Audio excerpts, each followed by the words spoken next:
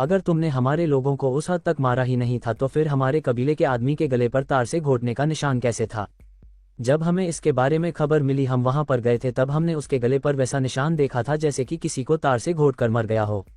रेहान ने कहा, तुम्हें लगता भी है अगर मैंने उसे जान से मारा होता तो क्या वहां के पुलिस वाले मुझे इस वक्त गिरफ्तार नहीं करते? लगता है कोई तुमसे अपना बदला चुकाना चाहता है जिसके वजह से उसने तुम्हें मेरा पता बताया। अगर उन लोगों के साथ तुम्हारा एक आदमी शामिल था तो तुम ये भूल रहे हो कि बाकी लोग दूसरे जगह से भी आए थे जिन्होंने अपना काफी नुकसान झेला था। मैंने बस उन लोगों की गलती की सजा दी थी, लेकिन किसी को जान से मारा नहीं था। अगर तुम मेरी बातों पर विश्वास नहीं करते हो तो मैं इसका सबूत भी दे सकता हूँ। सबूत? हाँ, मैं इस पर विश्वास कैसे करूंगा कि तुम जो भी कहोगे सच कहोगे? रेहान ने हिना को अपने पास बुलाया और उसे उनके स्पोर्ट्स टीचर प्रीतम सर को कॉल लगाने को कहा, क्योंकि इसके पास रेहान के अलावा दूसरा कोई सबूत नहीं था। प्रीतम सर देहरादून कॉलेज के राजमोहन टीचर को जानते थे और उन्होंने वहां के सब इंस्पेक्टर विशाल और रेंजर ऑफिसर ऋत्विक को बुलाया था उन्हें गिरफ्तार करने के लिए। हिना का कॉल जैसे ही प्रीतम सर ने उठाया, रेहान ने उन्हें सारी बातें समझाई। प्रीतम सर ने कहा, तुम बिल्कुल भी टेंशन मत लो, मैं अभी उन्हें कॉन्फ्रेंस कॉल में लेता हूँ। उन्हें कॉल लगाने के बाद रेहान ने मोबाइल स्पीकर पर कर दी, जहां देहरादून कॉलेज के स्पोर्ट्स टीचर राजमोहन सर और वहां के रेंजर ऑफिसर और पुलिस ऑफिसर सब इंस्पेक्टर विशाल भी कॉल पर मौजूद थे। उन सब की सारी बातें सुनने के बाद जाकिरा गुस्से से आग बबूला हो गया। तो उन लोगों ने मुझे गलत इन्फॉर्मेशन दे मेरे ही कभी लेकर लोगों को मारकर उन लोगों ने इसका इल्जाम किसी और पर लगाया। मैं उन लोगों को जिंदा नहीं छोड़ूंगा। फिर उसकी नज़र आचार्य जी के ऊपर पड़ी। उसने उनके सामने हाथ जोड़ा और अपना सिर झुकाकर कहा, मैं जानता हूँ आचार्य जी, मुझे बहुत बड़ी गलती हो गई है और मैं इसके लिए शर्मिंदा हूँ। आचार्य जी बोले, परायों पर भरोसा रखने से ज्यादा अपनों पर भरोसा करना पहले सीख लो, तभी जाकर तुम अपने कबीले को आगे बढ़ा सकते हो और अपने लोगों को बचा सकते हो। अपने कबीले की बात सुनकर जाकिरा ने तुरंत उनसे पूछा, मैंने आपके पास एक पत्र भेजा था, क्या आपने उसे पढ़ा? देखिए आचार्य जी, इस वक्त हमारे कबीले के ऊपर कुछ अनहोनी घट रही है जिसके वजह से हमारे कुल मंदिर के पुजारी जी ने हमें यहाँ पर आपको ये निमंत्रण पत्र देने के लिए भेजा था, ताकि आप इसे पढ़कर हमारे कबीले पर आ सकें। यहाँ की सिचुएशन को सुनने के बाद आचार्य जी उस पत्र को बिना पढ़े ही यहाँ पर आ गए थे, इसलिए उन्हें इसके बारे में कुछ भी मालूम नहीं था। उन्होंने अपने हाथों में पड़े पत्र को खोल और उसे पढ़ने लगे।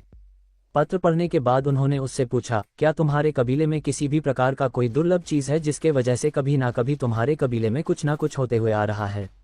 जाकिरा तुरंत जवाब देते हुए कहा, हाँ आचार्य जी, हमारे पास एक दुर्लभ चीज है, लेकिन उसे हमारे कबीले से काफी दूर रखा गया है क्योंकि उसके हमारे कबीले पर रहने से हमारे कबीले के कई लोग मारे गए थे। जैसे ही पूर्णिमा की रात होती है उस वक्त उसमें से अजीब किरणें निकलनी शुरू हो जाती है, जिसके कारण जो भी उसके क्षेत्र में आता है उसकी जान चली जाती है। इसी वजह से हमने उसे हमारे कबीले से दूर रखा है।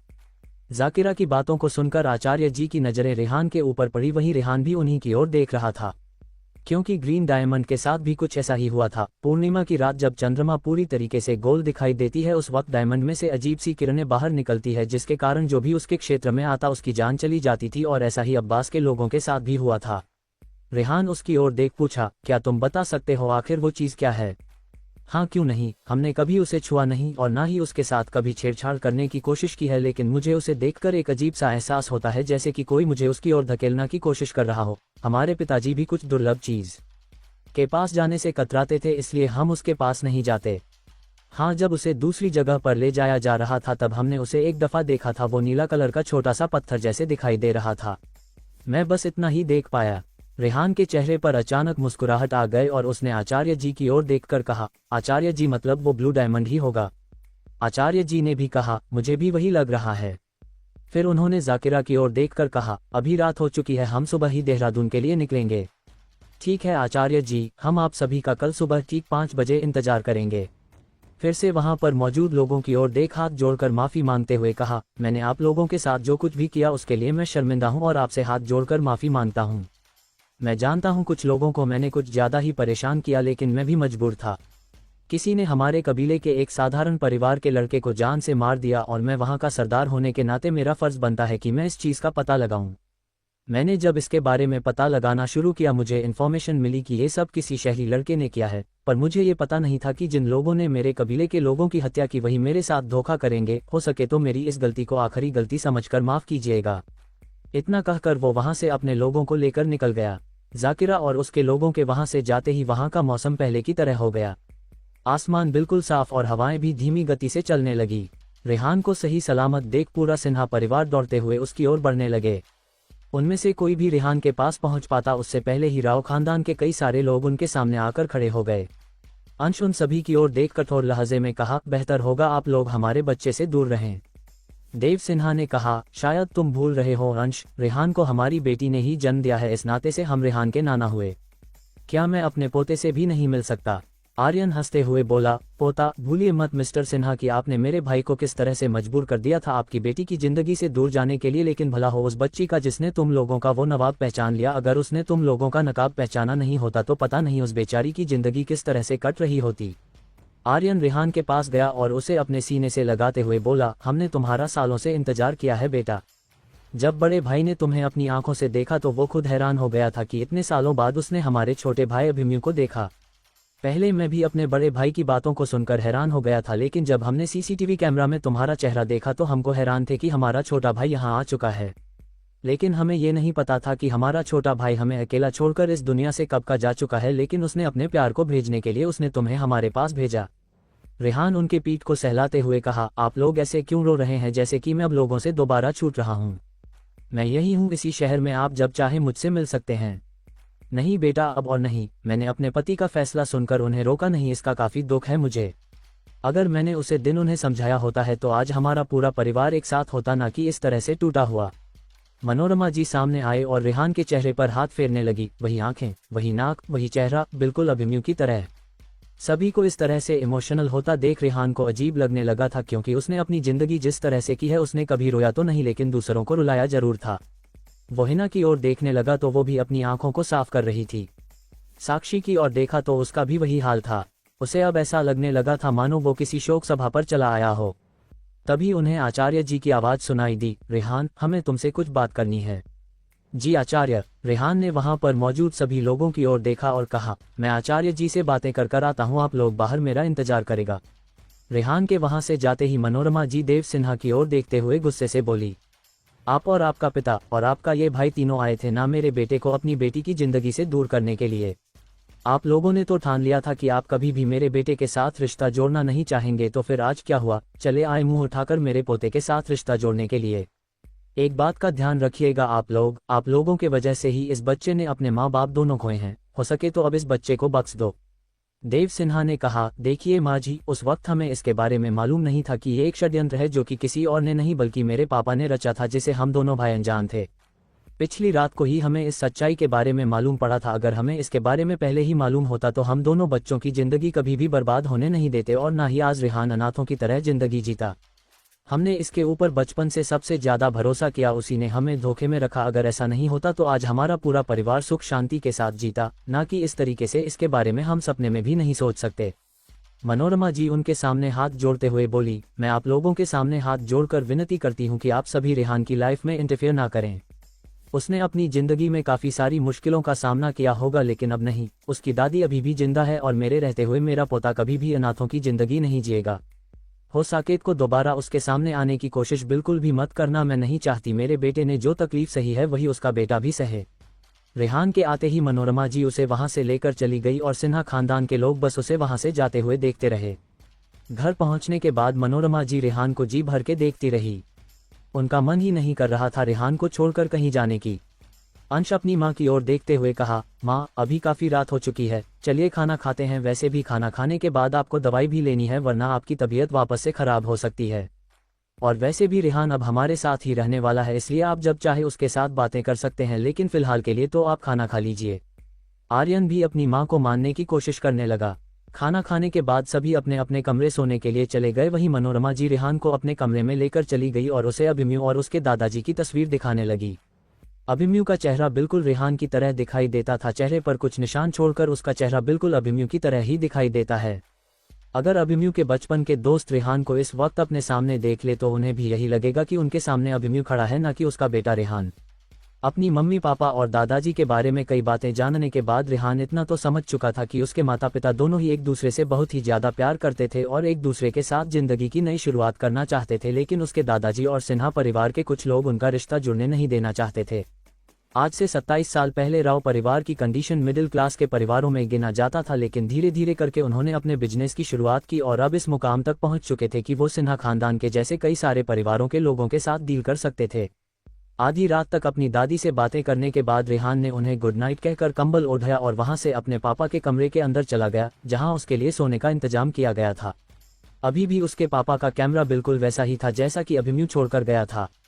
उसके परिवार वाले चाहते थे कि जब कभी भी अभिमन्यु लौटकर अपने घर आए तो उसका सामान उसकी जगह पर ही मिले और उसके चेहरे पर वही खुशी दिखाई दे।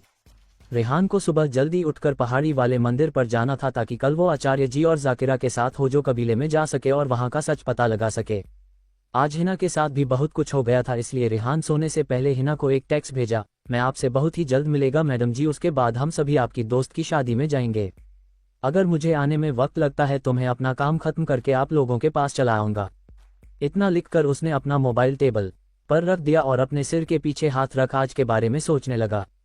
हिना जिसकी आंखें अभी भी खुली हुई थी, मोबाइल की मैसेज टोन सुनकर उसकी आंखें खोली और जैसे ही उसने रेहान का मैसेज पढ़ा उसके चेहरे पर एक प्यार भरी मुस्कुराहट छा गई।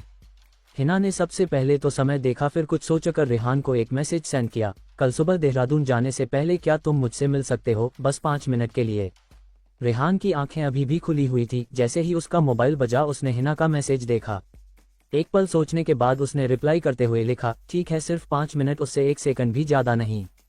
हिना ने मुस्कुराते हुए रिप्लाई किया, उसकी जरूरत भी नहीं पड़ेगी। रेहान को अभी भी नींद नहीं आ रही थी लेकिन उसे कल के लिए तैयार होना था, इसलिए वो सारी बातों को भूलकर गहरी नींद में सो गया। वहीं दूसरी तरफ काफी समय से कार्तिक अपने परिवार वालों से नहीं मिल पाया था। जिस दिन उसने सड़क के बीच रेहान के साथ हुए उस इंसिडेंट को अपनी आंखों से देखा, उस दिन से वो ना तो ऑफिस गया था और ना ही किसी से मिला था। उसके परिवार वाले भी उससे कांटेक्ट करने की काफी कोशिश कर रहे थे लेकिन कार्तिक उन सभी का कॉल्स अवॉइड कर रहा था। कार्तिक जो इस वक्त अपने कमरे में बैठकर शराब का घूंट लगा रहा था, उसे अभी भी रेहान के साथ हुआ वो घटना याद आ रहा था। उसकी आंखें काफी दिनों से नहीं सोने के वजह से लाल हो चुकी थी। उसने अपने मन में कहा, विक्रम को लगता है कि रेहान के साथ पंगा लेना इतना आसान होगा, लेकिन मुझे बिल्कुल नहीं लगता कि हम उसका कुछ भी बिगाड़ सकते हैं। अगर जीजा जी रेहान के साथ पंगा लेते हैं तो उनके साथ जो होगा कुछ सोच भी नहीं पाएगा। पहले से ही उनकी हालत इस तरह से है कि वो अभी तक हॉस्पिटल में भर्ती हैं, पता नहीं आने वाले समय में वो उनसे टकराएंगे तब उनका क्या हाल होगा। तभी बेड पर रखा उसका मोबाइल जोर से बजने लगा। स्क्रीन पर उसकी बहन का नाम फ्लैश हो रहा था। ये प्रमिला मुझे इस वक्त आधी रात को क्यों कॉल कर रही हैं? उसने कुछ सोचकर तुरंत कॉल रिसीव किया और अपनी बहन से कहा, क्या बात है बहन, तुमने इतनी आधी रात को कॉल क्यों किया? दूसरी तरफ से प्रमिला की गुस्से भरी आवाज आई, तुम इसी शहर के पुलिस ऑफिसर हो ना या फिर किसी दूसरे शहर का? अपनी बहन को इतने गुस्से में देख कार्तिक को कुछ समझ में नहीं आया। उसने अपनी बहन से पूछा, आखिर बात क्या है और तुम इतने गुस्से में क्यों हो? जीजा जी ठीक तो है ना? दूसरी तरफ से प्रमिला गुस्से से बोली, तुम्हारे जीजा जी ठीक हैं लेकिन मैं ठीक नहीं हूँ। अभी के अभी हॉस्पिटल आओ वरना भूल जाना कि तुम्हारी कोई सगी बहन भी है। इतना कहकर प्रमिला ने कॉल डिस्कनेक्ट कर दिया। कार्तिक को समझ में नहीं आ रहा था कि वो अपनी बहन से क्या कहें। उसने तुरंत अपना हुलिया ठीक किया और अपना जीप निकालकर हॉस्पिटल कर निकल पड़ा। जैसे ही कार्तिक हॉस्पिटल पहुंचा प्रमिला उसे देख भी फाड़ते हुए बोली, तुम्हारे जीजा जी इतने दिनों से हॉस्पिटल में एडमिट है और तुम्हारा कुछ आता पता नहीं। जब हम लखनऊ में थे और तुम्हारे साथ हमारी बातें होती थी तब तुम कहते थे कि पूरा शहर तुम्हारा नाम सुनकर कांपने लगता था, तो फिर तुम्हारे जीजा जी का ऐसी हालत बनाने वाले का अभी तक कुछ पता क्यों नहीं है और वो बेफिक्र होकर शहर में घूम क्यों रहा है? कार्तिक ने कहा, बहन मैं उसके खिलाफ सबूत इकट्ठा करने की कोशिश कर रहा हूं लेकिन अभी तक उसे खिलाफ मुझे कोई भी सबूत नहीं मिला है और बिना सबूत का मैं उसे गिरफ्तार कैसे कर सकता हूं? प्रमिला उसका कॉलर पढ़ते हुए बोली, उसने तुम्हारे जीजा जी के साथ इतना कुछ किया, इसके बाद भी तुम्हें सबूत की जरूरत है? उसने तुम्हारे जीजा जी पर हाथ उठाया और उसका ऐसा हालात किया है और तुम अभी तक उसका कुछ नहीं उखाड़ पाए हो। अगर हमारे पास इतनी पावर होती तो अभी तक वो लड़का सलाखों के पीछे होता। धीरज जिसे भी काफी चोट लगी थी लेकिन फिलहाल वो ठीक था, उसने अपने माँ की ओर देखते हुए कहा, मामा जी आप मुझे कभी भी तकलीफ में नहीं देख सकते ना, तो फिर आप मेरे पापा को ऐसी तकलीफ में कैसे देख सकते हैं? आपने मेरी हर बार मदद की है लेकिन मेरे पापा के समय आप इतने कमजोर क्यों हो गए? देखिए मुझे पता है उसके खिलाफ सबूत इकट्ठा करना इतना आसान भी नहीं है, लेकिन उसने आपके परिवार के लोगों के ऊपर हाथ उठाया है। कितना काफी नहीं है उसे गिरफ्तार करने के लिए? कार्तिक अपनी बहन की पूरे परिवार वालों की ओर देखने लगा, फिर उसने एक गहरी सांस लेकर उनसे कहा, तुम लोगों को लगता है कि मैं अपनी तरफ से पूरी कोशिश नहीं की होगी? तभी प्रमिला उसके ऊपर बरसते हुए बोली, तुम्हारी कोशिश हमें दिखाई दे रही है, वो लड़का भी बेफिक्र घूम रहा है और तुम अपना मुंह छुपाए घर पर घुसे हुए हो। मैंने अपनी नंद की शादी तुमसे इसलिए करवाई क्योंकि तुम्हारे अंदर वो काबिलियत है जिससे तुम अपने परिवार की अच्छी तरीके से सुरक्षा कर सकते हो, लेकिन तुम्हारी हालत को देखकर मुझे अब अफसोस हो रहा है कि मैं अपनी नंद की शादी तुमसे क्यों करवाए। उससे अच्छा तो मैं किसी और से ही अपनी नंद की शादी करवा लेती। मामा जी, मुझे भी आपसे ये उम्मीद नहीं थी। उनकी बातों को सुनकर कार्तिक का दिमाग गर्म हो गया और उसने चिल्लाते हुए कहा, आप लोग मेरे ऊपर इतना बड़ा इंतजाम कैसे लगा सकते हैं? शायद आप भूल रहे हैं कि आप जिस खानदान से जुड़े हुए हैं उसका भी वही खानदान है। अगर मैं उसके खिलाफ जाने की कोशिश करूंगा तो सिन्हा खानदान मुझे ऐसी जगह में खदेड़ेगा जहां से मैं वापस नहीं आ पाऊंगा।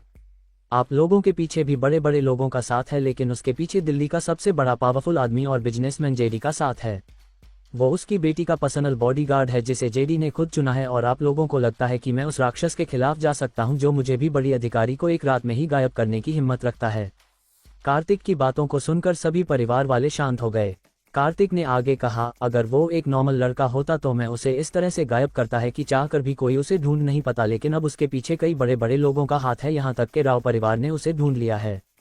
राव परिवार का नाम सुनकर पूरा गोयल परिवार हैरान होकर एक दूसरे की ओर देखने लगे। विक्रम जो बेड पर लेटा हुआ था, राव परिवार का नाम सुनकर उसने अपनी आंखें खोली और हैरानी जताते हुए कार्तिक से पूछा, क्या कहा तुमने? राव परिवार के ने रेहान को ढूंढ लिया है। कार्तिक ने अपने जीजा जी की ओर देखकर अपनी गर्दन हमें हिलाकर कहा, जी जीजा जी, मुझे आज ही इसके बारे में खबर मिला था। रेहान राव खानदान के बारे में कुछ नहीं जानता, लेकिन राव खानदान के लोग रेहान के बारे में सब कुछ जानते हैं, क्योंकि उनका तीसरा बेटा अभिमन्यु राव का चेहरा बिल्कुल रेहान के साथ मिलता है। हाँ, कुछ डिफरेंस है उनके बीच, लेकिन चेहरा में कोई भी अंतर नहीं है। फिर उसने अपनी बहन और अपने भांजे की ओर देखते हुए कहा, और आप लोग पूछ रहे थे ना कि मैं अभी तक उसका क्यों कुछ नहीं बिगाड़ पाया हूँ, रुको अभी दिखाता हूँ तुम लोगों को। उसने अपना मोबाइल निकाला और एक सीसीटीवी का वीडियो उनके सामने चला दिया। जैसे जैसे वीडियो आगे बढ़ती उनकी हैरानी बढ़ते जाते, और जैसे ही लास्ट सीन वहां पर मौजूद लोगों ने देखा, उनकी आंखें खुली की खुली रह गई। धीरज ने हैरान होते हुए कहा, मामा ये क्या है? ये तो किसी फिल्म का सीन लग रहा है। कार्तिक सीरियस टोन में उनकी ओर देखते हुए कहा, ये कोई फिल्म का सीन नहीं है, ये पास ही का एक रोड एरिया है, वहां की सीसीटीवी फुटेज का ये वीडियो है। वीडियो में दिख रहा शख्स कोई और नहीं बल्कि रेहान है। हाँ, पहले इस बारे में जानकर मुझे भी काफ़ी हैरानी हुई थी कि एक ट्रक से टकराने के बाद भी कोई जिंदा कैसे बच सकता है, लेकिन मैं जब पूरी इन्फॉर्मेशन निकाल तब मुझे ये सबूत मिला। अब आप ही बताइए जीजा जी, इस लड़का का मैं क्या करूं? क्या इसे मारने के लिए पूरा बटालियन लगा दूं या फिर इसके ऊपर रोड रोलर चढ़ा दूं? जिसका एक ट्रक कुछ नहीं बिगाड़ सकता, तो आप लोगों को लगता है कि हम उसका कुछ बिगाड़ पाएंगे? प्रमिला हैरान होकर बोली, लेकिन ये कैसे हो सकता है? किसी इंसान का इस तरह से इतने बड़े एक्सीडेंट से बचकर निकलना ये नामुमकिन है। तुम हमें बेवकूफ़ बनाने के लिए बना बनाया हुआ वीडियो दिखा रहे हो ना कार्तिक, ताकि तुम अपना सच हमसे छुपा सकूं। कार्तिक, बहना, अगर तुम्हें लगता है कि मैंने ये वीडियो एडिट करके बनवाया है तो जाकर खुद पता लगा सकती हो कि मैं इसे एडिट करके बनवाया है या फिर ये हुआ भी है। वहाँ पर कोई रिपोर्टर्स मौजूद नहीं था, इसलिए ये इंसिडेंट ना ही अखबार में आया और ना ही किसी न्यूज़ चैनल ने अपनी चैनल पर दिखाया। इस इंसिडेंट को देखने वाले कई सारे लोग थे वहां पर जिन्होंने इस घटते हुए देखा, और तुम लोगों को लगता है कि मैं इस बारे में झूठ बोलूंगा। विक्रम, पर यह होना नामुमकिन है। एक इंसान के लिए तो ये ना के बराबर है। हाँ, ये एक इंसान के लिए ना के बराबर है, लेकिन यही सच है। मुझे लगता है रेहान के पास कुछ तो ऐसी शक्तियां मौजूद है जिसके बारे में सारी दुनिया और सिन्हा खानदान के सभी लोग अनजान हैं। वो जरूर आप लोगों से कुछ छुपा रहा है, इसलिए तो उसके पास इस तरह की काबिलियत है। कार्तिक की बातों को सुनकर विक्रम धीरज की ओर देखने लगा और उससे कहा, स्वरूप और धनुष, इन दोनों को कल मेरे पास बुलाओ, मैं उनसे कुछ जरूरी डिस्कस करना चाहता हूँ। हो सके तो मल्लेश को भी यहाँ पर आने के लिए कहना है, लेकिन मुझे पता है वो यहाँ पर आने के लिए तैयार नहीं होगा, फिर भी एक छोटी सी कोशिश करना। धीरज तुरंत अपना सिर हाँ में हिलाकर जवाब दिया। वहीं अगली सुबह सुबह के 4 बजे ही हिना तैयार होकर शीशे के सामने खड़ी हुई थी। वो बहुत समय पहले से ही साड़ी पहनना सीख रही थी और आज वो रेहान से मिलने के लिए एक सुंदर सी ब्लैक कलर की साड़ी पहनी हुई थी। वैसे तो उसका फेवरेट कलर पिंक है, लेकिन रेहान का फेवरेट कलर ब्लैक, क्योंकि उसने हमेशा ही रेहान को काले कपड़े में ही देखा था, इसलिए उसने आज अपनी मन पसंदीदा साड़ी का कलर छोड़कर उसके पसंद का साड़ी पहना हुआ था। उसने अपने आप को शीशे में देख एक हल्की मुस्कान दी और माथे के बीच एक छोटी सी खूबसूरत बिंदी लगाकर बाहर निकली। सलमा और उसके साथ कुछ बॉडीगार्ड साथ में आने वाले थे, क्योंकि कुछ दिनों से उनके आसपास कई अनजान लोगों को देखा गया था, इसलिए जेडी अपनी बेटी की सुरक्षा को लेकर काफी ज्यादा सख्त था। वो अपने ऊपर कितने भी हमले झेल ली, लेकिन अगर कोई भी उसकी बेटी के ऊपर आंख उठाकर भी देखने की कोशिश करता है तो वो उसे इतनी आसानी से नहीं छोड़ता। गाड़ी में बैठने के बाद सभी पहाड़ी वाले मंदिर की ओर निकल गए, क्योंकि रेहान हिना से मिलने वही आने वाला था और रेहान को वहीं से देहरादून के लिए भी नहीं करना था। सुबह का वक्त रास्ता क्लियर होने की वजह से वो सभी 40 मिनट में ही पहाड़ी वाले मंदिर पहुंच गए। अपनी साड़ी को ठीक करने के बाद हिना मंदिर के अंदर चली गई। उसने अपना मोबाइल निकाला और रेहान को कॉल करने लगी। पूरा रिंग तो गया, लेकिन रेहान ने सामने से कोई जवाब नहीं दिया। हिना दोबारा उसे कॉल लगाते हुए तालाब के किनारे चली गई जहां पर रेहान का मोबाइल उसे बजाते हुए दिखाई दिया। जब वो वहां पर पहुंची तो उसे कुछ भी समझ में नहीं आया कि आखिर रेहान ने अपना मोबाइल तालाब के किनारे क्यों छोड़ा है। वो सोच ही रही थी कि तभी रेहान तालाब के भीतर से बाहर निकाला। उसने इस वक्त एक धोती पहन रखी थी जिस पर वो काफी ज्यादा सुंदर दिखाई दे रहा था, साथ ही उसका मस्कुलर बॉडी उसे और भी ज्यादा अट्रैक्टिव बना रहा था। हिना एक पल के लिए तो बस उसी को देखते ही रहेंगे जब तक कि रेहान उसके पास आकर उसके ऊपर पानी नहीं छिड़का। हिना अचानक होश में आई और रेहान को अपने इतने करीब देखकर उसके चेहरे शर्म से लाल हो गए। रेहान हंसते हुए बोला, तो बोलिए मैडम जी, आपको क्या बात है करनी थी मुझसे। इतना कहकर रेहान अपना कपड़ा पहनने लगा। हिना रेहान को ऐसे देखा, उसे समझ में नहीं आ रही थी कि वो आखिर उससे क्या कहें। वो अपने पल्लू को अपने हाथों में लिए अपनी उंगली पर मोड़ने लगी। रेहान कुछ सेकंड तक रुका और पीछे मुड़कर उससे कहा, आपका 2 मिनट खत्म हो चुका है, बस 3 मिनट रह गया है। ये सुनकर हिना का चेहरा उतर गया और वो बोली, क्या मैं अपनी बातों को रखने के लिए तैयार भी नहीं हो सकती। मैडम शायद आप भूल रही हैं, मैंने कल आपसे कहा था मैं आपको सिर्फ 5 मिनट ही दूंगा, उसमें से अपने 2.5 मिनट पहले ही गवा दिया है। अब आपके पास सिर्फ 2.5 मिनट बाकी रह गए हैं। आपको जो भी बातें करनी है इसी 2.5 मिनट में पूरा करिए। अब तो हिना का चेहरा और भी ज्यादा उतर गया। वो उसके करीब गई और उसके चेहरे को अपनी ओर करके उसे किस करने लगी। उनके साथ आए हुए लोगों ने जब ये नज़ारा देखा उन्होंने तुरंत अपना सर पीछे घूम लिया और अपने गर्दन नीचे झुका ली।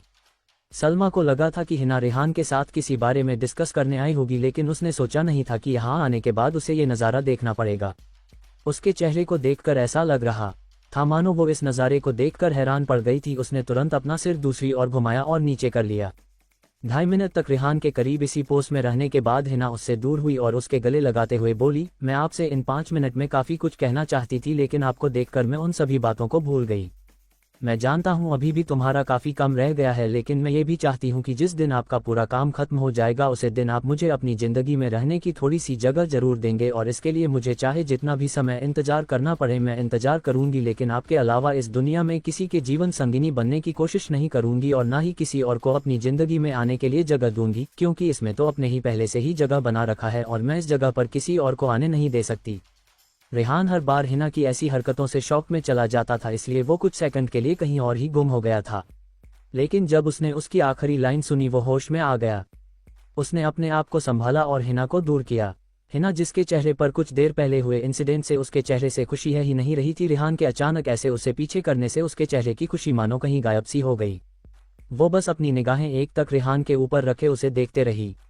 रेहान उगते हुए सूरज की ओर देखते हुए कहने लगा, मैडम मैंने आपसे कितनी बार कहा है कि आप इस तरह की हरकतें मत करिए, फिर भी आप समझती क्यों नहीं है। जानता हूँ आप मुझे अपनी जान से भी ज़्यादा प्यार करते हैं और कहीं ना कहीं मेरे दिल में भी आपके लिए प्यार जग रहा है, लेकिन आपकी ऐसी हरकतों से मुझे कभी कभी डर लगने लगता है कि अगर मैं भी आपको शिद्दत से चाहने लगूँ और आप अचानक कहीं खो जाए तो मैं क्या करूँगा। प्यार एक जीवन में कई बार हो सकता है, लेकिन वो सच्चा प्यार जिसके साथ आप पूरी जिंदगी बिताने के बारे में सोचते हैं वो सिर्फ एक ही इंसान होता है और उनकी जगह पर दूसरा कोई हक नहीं जमा सकता। फिर आप। वो आगे कुछ बोल पाता उससे पहले हिना ने वापस से उसके होठों पर अपनी होंठ रख दी और उससे दूर होकर मुस्कुराते हुए बोली, फाइनली, भले ही तुमने अपने दिल की बात किसी और ही अंदाज में कहा, लेकिन आज मैं इतनी खुश हूँ कि मैं खुद बयां नहीं कर सकती। मुझे ऐसा महसूस हो रहा है कि मेरे पेट में तितलियां उड़ रही है। मैं बात नहीं सकती कि आपके इस कन्फर्मेशन को सुनने के बाद मैं कैसा महसूस कर रही हूँ। इतना कहकर हिना वापस से रेहान के गले आ लगी और उसके पूरे चेहरे पर किस करने लगी। रेहान उसे इस बार रोकने की कोशिश नहीं किया, क्योंकि वो जानता था उसकी मुंह से निकली बातों को सुनने के बाद हिना बिल्कुल भी साथ नहीं रहेगी। उसने हिना की ओर देखते हुए कहा, मुझे इन सब चीज़ों के बारे में कुछ भी नहीं पता, क्योंकि मैं बचपन से ही इन सब चीज़ों का मोहताज रहा हूँ, इसलिए मैंने कई सारे बुरे काम किया, लेकिन आज तक किसी बेगुनाह को सजा नहीं दी है और ना ही कभी आगे चलकर किसी बेगुनाह के साथ मैं कुछ उल्टा करूँगा। जब आपको खतरे में देखा और आप जिस तरह से मेरी फिक्र करने लगती थी उन सबको अपने अंदर महसूस होता देख मैं खुद अपने आप को आपकी ओर खींचने से रोक न सका और आपसे मोहब्बत कर बैठा। मैं जानता हूँ हमारी लव लाइफ इतनी आसान नहीं होने वाली है, लेकिन मैं आपसे वादा करता हूँ कि जिंदगी में जिसको भी आपसे टकराना होगा उसे सबसे पहले मुझे होकर गुजरना हो पड़ेगा। हिना बस अपने दिल की धड़कने को रोकने की कोशिश कर रही थी, क्योंकि वो काफ़ी समय से रेहान के मुंह से ये बात सुनने के लिए बेकरार हुए जा रही थी और आज उसके मुंह से उन्हीं बातों को सुनकर वो फुले नहीं समा रही थी। वैसे तो रेहान ने हिना से बात करने के लिए सिर्फ 5 मिनट ही दिया था, लेकिन इसकी कन्फर्मेशन के बाद दोनों ही एक दूसरे से दूर नहीं होना चाहते थे और दोनों तालाब के किनारे बैठकर एक दूसरे से बातें करने लगे। हिना रेहान के कंधे पर सर टिकाए उगते हुए सूरज की ओर देखते हुए बोली, आज ये सूरज हमारी प्यार की गवाही है जिसे हम दोनों प्यार करने वाले को आपस में मिलाया है। जिस तरह से एक इंसान अपनी दिन की शुरुआत सूर्य देव को जल अर्पण करके अपने दिन की शुरुआत करता है, वैसे ही आज से मैं सूर्य देव को जल चढ़कर अपने दिन की शुरुआत करूंगी। उन दोनों के एक दूसरे से इस तरह बैठकर प्यार से बातें करता देख सलमा और बाकी सभी काफ़ी रिलैक्स लग रहे थे। उन्होंने हर बार हिना की कई सारी हरकतों को झेला है, लेकिन हिना जिस तरह की हरकतें करती है और उसकी हरकतों से लोगों को जो परेशान होती है, रेहान के आने बाद उन्होंने वैसी किसी भी सिचुएशन से डील नहीं किया है। यहाँ तक कि अब तो हिना भी उनसे प्यार से बातें करती हैं और उनकी हालचाल भी लेती है। तभी एक सिक्योरिटी गार्ड सलमा की ओर देखते हुए कहा, सलमा मैडम, हमें अभी मेंशन के लिए निकलना होगा। बॉस ने हमें ज़्यादा समय के लिए शहर से बाहर रहने को मना किया है, इसलिए आप छोटी मैडम को कहिए कि हम यहाँ से निकले। सलमा ने अपना सिर हिलाया और हिना को आवाज़ देने लगी, मैडम सुबह हो चुकी है, हमें यहाँ से निकलना चाहिए। अभी कुछ ही देर में मंदिर में भीड़ होना शुरू हो जाएगी और बड़े साहब ने आपको ज़्यादा समय के लिए ऐसी जगह पर आने के लिए मना किया है, इसलिए प्लीज़ चलिए, वरना बड़े साहब हमारे ऊपर काफ़ी गुस्सा करेंगे। सलमा की बातों को सुनकर हिना रेहान के चेहरे की ओर देखने लगे, जिसके चेहरे पर एक हल्की सी मुस्कान थी। हिना अपनी आंखें छोटी करके बोली, यहाँ मेरी जान की बातें हो रही है और तुम मुस्कुरा रहे हो, आपको नहीं लगता कि हमें कुछ और देर तक वक्त गुजारने की ज़रूरत है? रेहान ने मुस्कुराकर उसके गालों पर आ रहे लतों को उसके कान के पीछे किया और उसके माथे को प्यार से सहलाकर मुस्कुराकर जवाब देते हुए कहा, हमें अभी क्वालिटी टाइम बिताना तो चाहिए, लेकिन फिलहाल के लिए हम दोनों का एक दूसरे से दूर रहना ही बेहतर होगा, क्योंकि अभी मैं जिस काम के लिए जा रहा हूं उस पर काफ़ी खतरा है और काफ़ी लोगों की निगाहें मुझ पर गड़ी रहेगी। वहां से आने के बाद मुझे अपने पापा के परिवार वालों के साथ भी कई सारी प्रॉब्लम्स को लेकर डिस्कस करनी है। उसके बाद मुझे अपने जीवन से जुड़े कई सारे रहस्यों का भी पता लगाना है।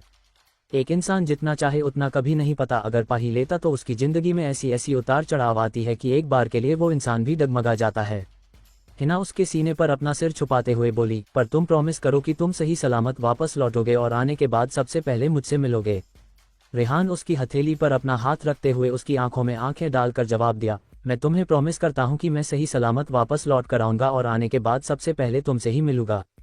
हिना रेहान के सीने लगे एक राहत की सांस ली और वहां से बाकी लोगों के साथ अपनी घर की ओर निकल गई। सीढ़ियों पर बैठा रेहान हिना को जाते हुए देखने लगा, फिर वो वहां से उधर कपड़े पहनने के लिए चला गया, क्योंकि अभी तक उसने धोती ही पहना हुआ था। अपने कपड़े चेंज करने के बाद रेहान आचार्य जी के कुटिया की ओर चला गया है, जहां पर आचार्य जी अपने शिष्यों को कुछ समझ रहे थे। फिर वो वहां से रेहान के साथ बाहर की ओर चले आए, जहां से वो सभी जाकिरा के साथ देहरादून के लिए निकल गए। कुछ ही घंटों की सफर के बाद वो सभी देहरादून की खूबसूरत जंगलों के बीच में थे। चारों तरफ बस कुहासा और सामने से टूक चार आई हुई गाड़ियों की हेडलाइट्स उन्हें दिखाई दे रही थी। कुछ दूर तक आगे चलने के बाद उनकी गाड़ी शहर से बाहर निकली और शहर से दूसरे एरिया की ओर चली गई, जहां जंगलों के बीच एक कबीला बसा हुआ था। जैसे ही उनकी गाड़ी जंगल के बीचों बीचों पहुंची, रेहान और आचार्य जी गाड़ी में बैठे हुए थे, उनके सामने वाले दोनों पहिए पंचर हो गए। जाकिरा सभी को आगाह करते हुए कहा, कोई भी अपनी गाड़ी से बाहर नहीं निकलेगा, लगता है कोई यहाँ पर हमारा काफ़ी समय से इंतजार कर रहा है। रेहान ने जब झांक कर गाड़ी के पहिए पर लगे किल को देखा, उसे समझने में देर नहीं लगी कि वहां ये सब कुछ जानबूझकर लगाया गया है ताकि वो उन सभी को वही रोक कर रख सकें। जाकिरा अपनी गाड़ी का छत खोलकर ऊपर खड़ा हो गया और चारों तरफ देखने लगा। उसकी आंखें इस तरीके से चारों तरफ घूर रही थी मानो वो उन पेड़ पौधों को नहीं बल्कि उनमें छुपे लोगों को घूर रहा हो। तभी एक तीर तेजी के साथ उसके कंधे को छू करके निकली। जाकिरा तुरंत गाड़ी के अंदर वापस बैठ गया और अपनी जेब से एक जड़ी बूटी निकालकर तुरंत उस घाव पर लगा दिया। अगर उसे एक तीर लगी होती तो डरने की बात नहीं थी, लेकिन तीर पर लगे जहर उसकी जान ले सकती है। उसके साथ बैठे बुजुर्ग आदमी तीर पर बड़े डोर को अच्छी तरीके से पहचानता था। उसने जाकिरा की ओर देखकर कहा, ये तीर शैतान कबीले का है, उसे पर बांधा ये सफ़ेद और लाल कलर का धागा किसी भी कबीले के लोग अपने तीर कमान में नहीं लगते। उस बुजुर्ग की बातों को सुनकर सभी लोग एक पल के लिए घबरा गए थे, क्योंकि शैतान कबीला एक मायावी कबीला था और वहां पर रहने वाला एक छोटा सा बच्चा भी कई तरह की जादू और दैविक शक्तियों का ज्ञान रखता है। इस वक्त उनके साथ सामना होना मतलब वो इस वक्त काफ़ी बड़ी मुसीबत में फंस चुके थे। रेहान आसमान की ओर देखने लगा। वो जो कबीला पहाड़ के किनारे बसा हुआ था, इसलिए अगर दोपहर का 3 भी बज जाए तो शाम के 6 बजे बज गए जैसा दिखाई देने लगता था। सूरज की किरणें छुप जाने और घने पेड़ पौधों की वजह से वहां काफ़ी जल्दी ही अंधेरा हो जाता था, इसलिए जो कोई भी बाहर जाने के बारे में सोचता उसे इन्हीं कुछ घंटों में आकर बितानी पड़ती थी, क्योंकि शैतान काबिले वाले रात को शिकार पर निकलते थे, चाहे वो इंसान हो या कोई जंगली जानवर। जो उनके हाथ लगे वो उन्हें मार डालते थे। रेहान को ये शांति कुछ रास नहीं आ रही थी। उसने गाड़ी पर लगे वॉकी टॉकी को उठाया और जाकिरा से पूछा, शैतान कबीले वाले रात को शिकार पर निकलते हैं, तो फिर आज उनकी रात इतनी जल्दी कैसे हो गई? रेहान की बातों को सुनकर ऐसा लग रहा था मानो वह सीरियस टोन में नहीं है बल्कि मजाकिया टोन में उससे इस बारे में पूछ रहा था। तुम्हारे कहने का मतलब क्या है? भूलो मत, ये जंगल है, यहाँ रात क्या दिन क्या। शैतान कबीले वाले कभी भी बाहर निकल आते हैं और उनके हाथों में जो पड़ता वो उन्हें जान से मारकर अपने साथ ले जाते।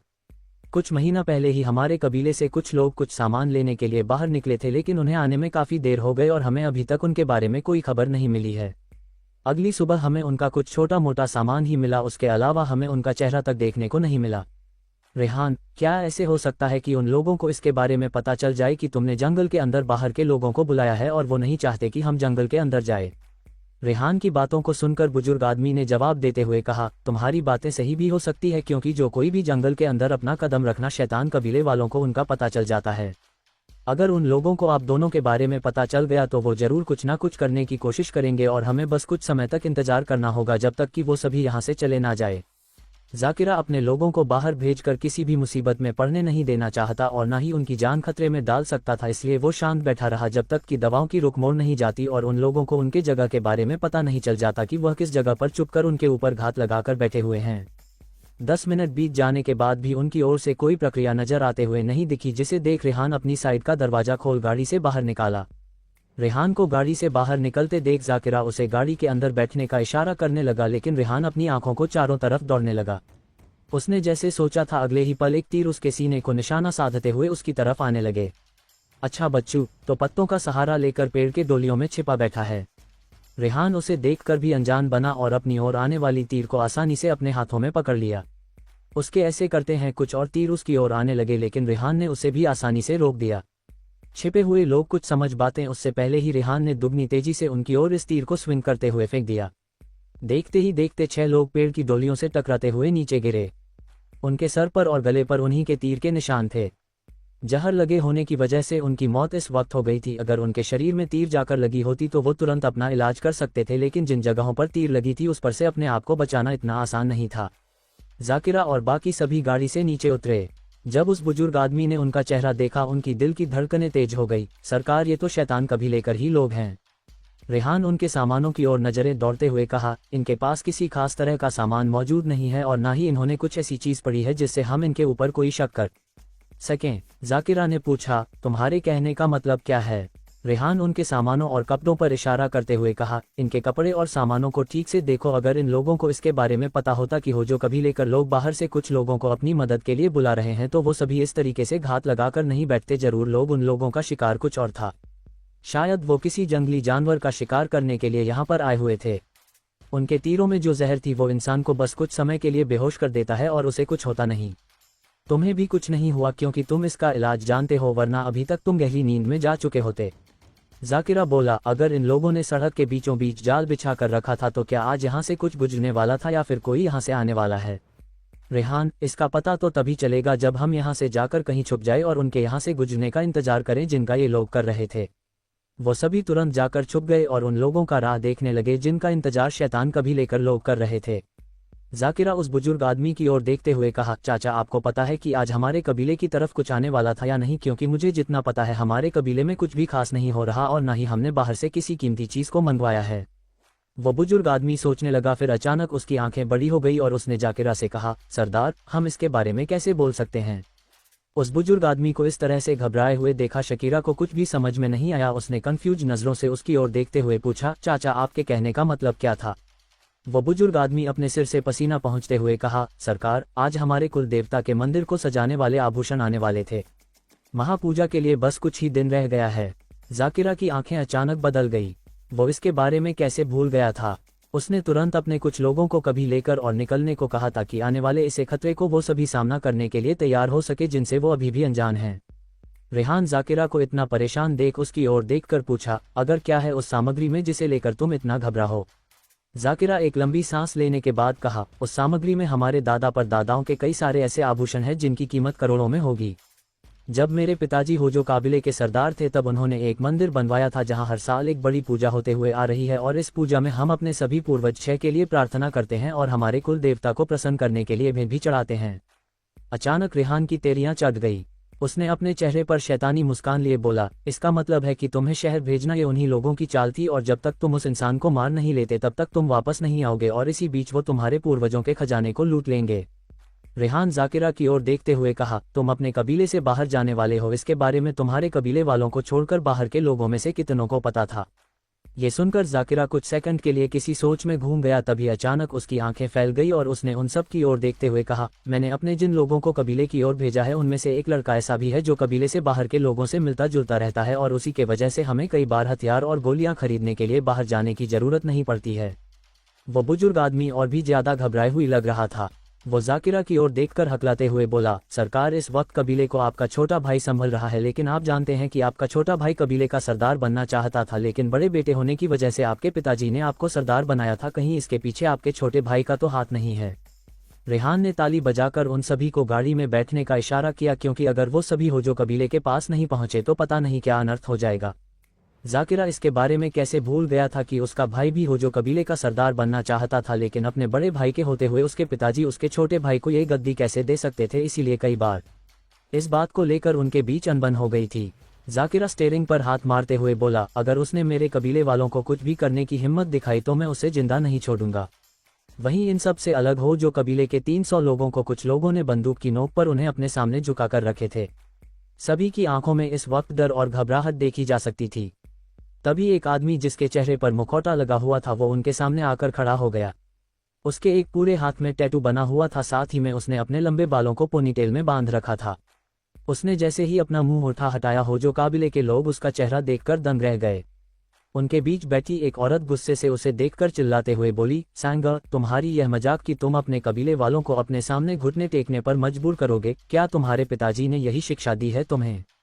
सांगा उस औरत की ओर देखकर हंसने लगा, जो कि कोई और नहीं बल्कि उसकी माँ थी। वो हंसते हुए बोला, मेरे पिताजी ने मुझे बहुत कुछ सिखाया, लेकिन मुझे इस काबिल नहीं समझा कि मैं हमारे कबीले को संभाल नहीं सकता।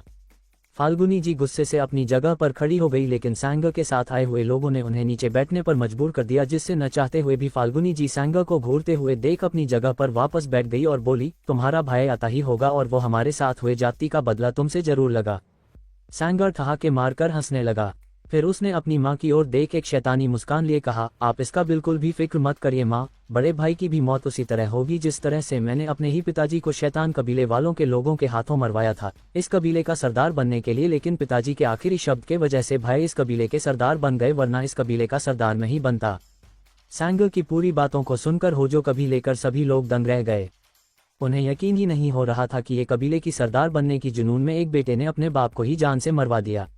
सांगा वहां पर मौजूद सभी लोगों की ओर देख अपने चेहरे पर शैतानी मुस्कान लिए बोला, हाँ, मैंने ही अपने पिताजी को शैतान कभी लेंगे लोगों के हाथों जान से मरवा दिया था और ये गलत खबर फैला दिया था कि उन्हें जंगल के अंदर कुछ जंगली जानवरों ने हमला करके उनके साथ साथ बाकी सभी कबीले वालों को भी जान से मार दिया। मैंने जब अपने भाई को इस कबीले का सरदार बनते हुए देखा, मेरे अंदर कितनी आग जाल रही थी। क्या आप लोग इसके बारे में जानते हैं? मैंने आज तक इस कबीले के लिए क्या कुछ नहीं किया है, लेकिन बदले में मुझे क्या मिला? इस कबीले का पहरेदार। इतना कहकर उसने जमीन पर एक लात मारी जिससे आसपास की धूल उड़ने लगी। मैं इस कबीले का सरदार बनकर ही रहूंगा और मुझे इस कबीले का सरदार बनने से कोई नहीं रोक सकता, आप भी नहीं माँ। फाल्गुनी जी अपने आंसुओं को पूछते हुए बोली, लेकिन तुमने अपने भाई को शहर किस लिए भेजा था और क्यों? ये जानते हुए भी कि आज हमारे कबीले में तुम्हारे पिताजी द्वारा बनाए गए मंदिर को सजाने के लिए पुरानी गुफा के मंदिर से आभूषण आने वाले थे।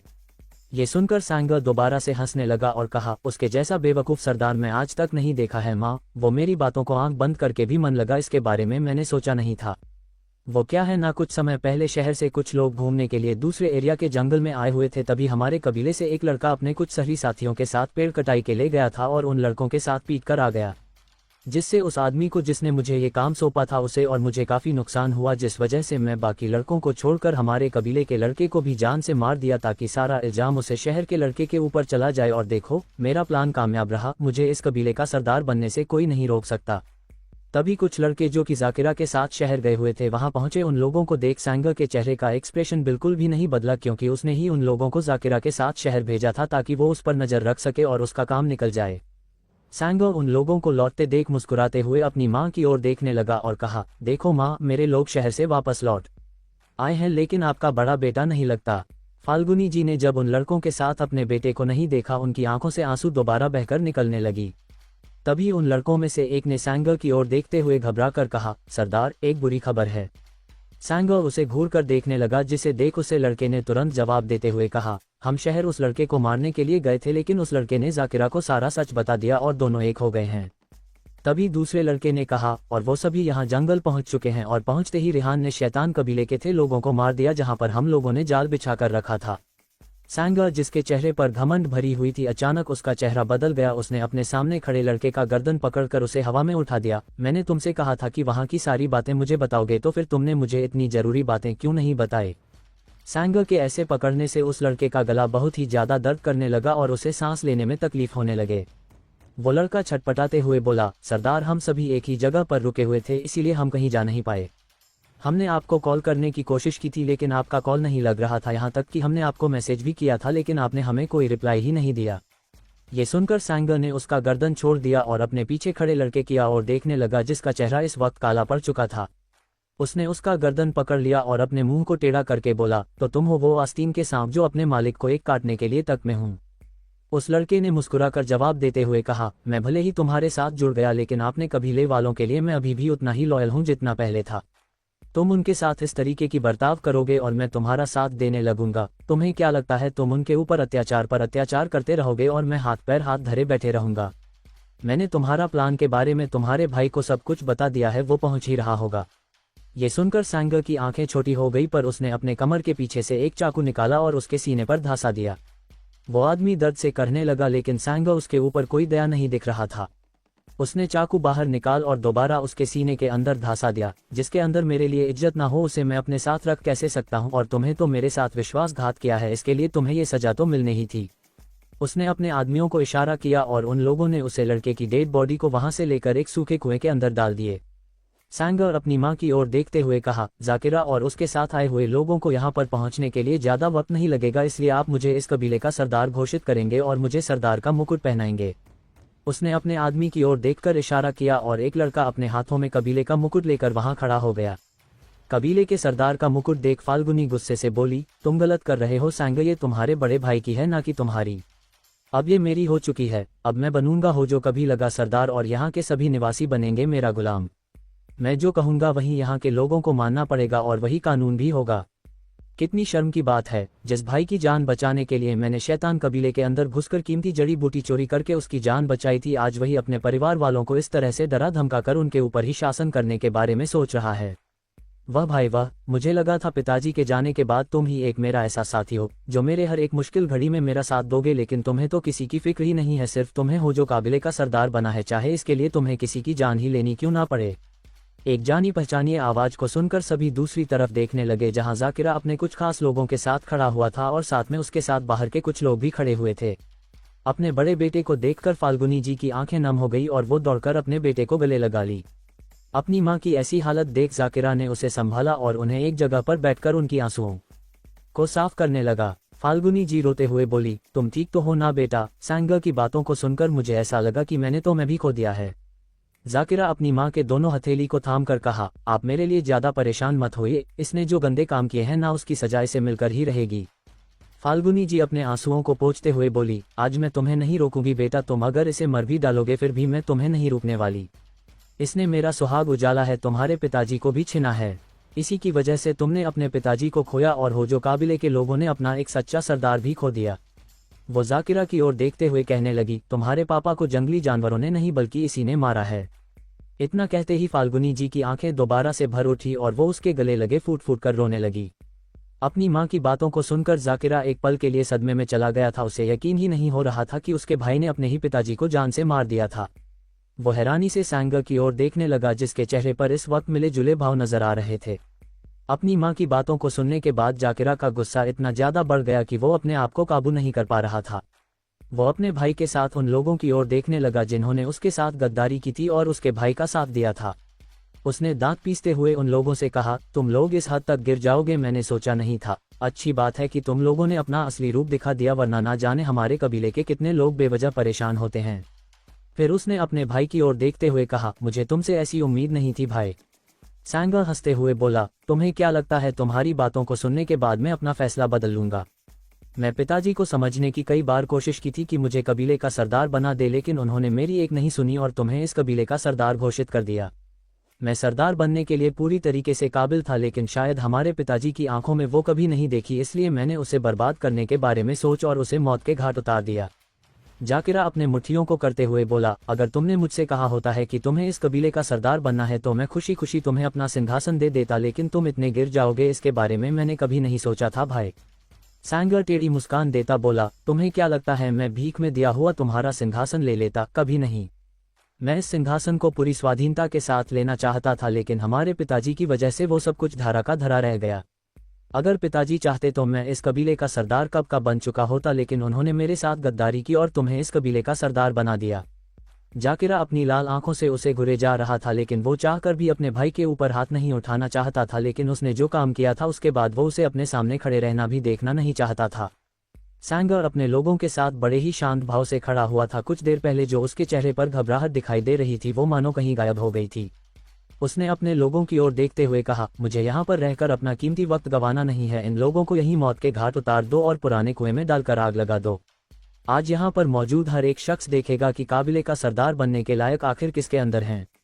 उसके इशारे से ही उसके लोग जाकिरा और उसके करीबी लोगों को मारने के लिए टूट पड़े। जाकिरा और सैंगर भी एक दूसरे के साथ भिड़ चुके थे। एक छोटा सा गांव अब लड़ाई का मैदान बन चुका था। रेहान और आचार्य जी दोनों ही दूर खड़े इस नज़ारे को देख रहे थे। वो नहीं चाहते थे कि वो उनकी आपसे मामलों पर दखल अंदाजी दे। रेहान, जिसने कुछ समय पहले जाकिरा का लड़ाई और औरा देखा था, वो अपने भाई के सामने काफी कमजोर दिखाई दे रहा था। सैंगर जाकिरा के हर एक हमले को बेकार कर रहा था। जाकिरा पूरी कोशिश करके सैंगर के ऊपर हावी होने की कोशिश कर रहा था, लेकिन सैंगर उसे अपने ऊपर हावी होने ही नहीं दे रहा था।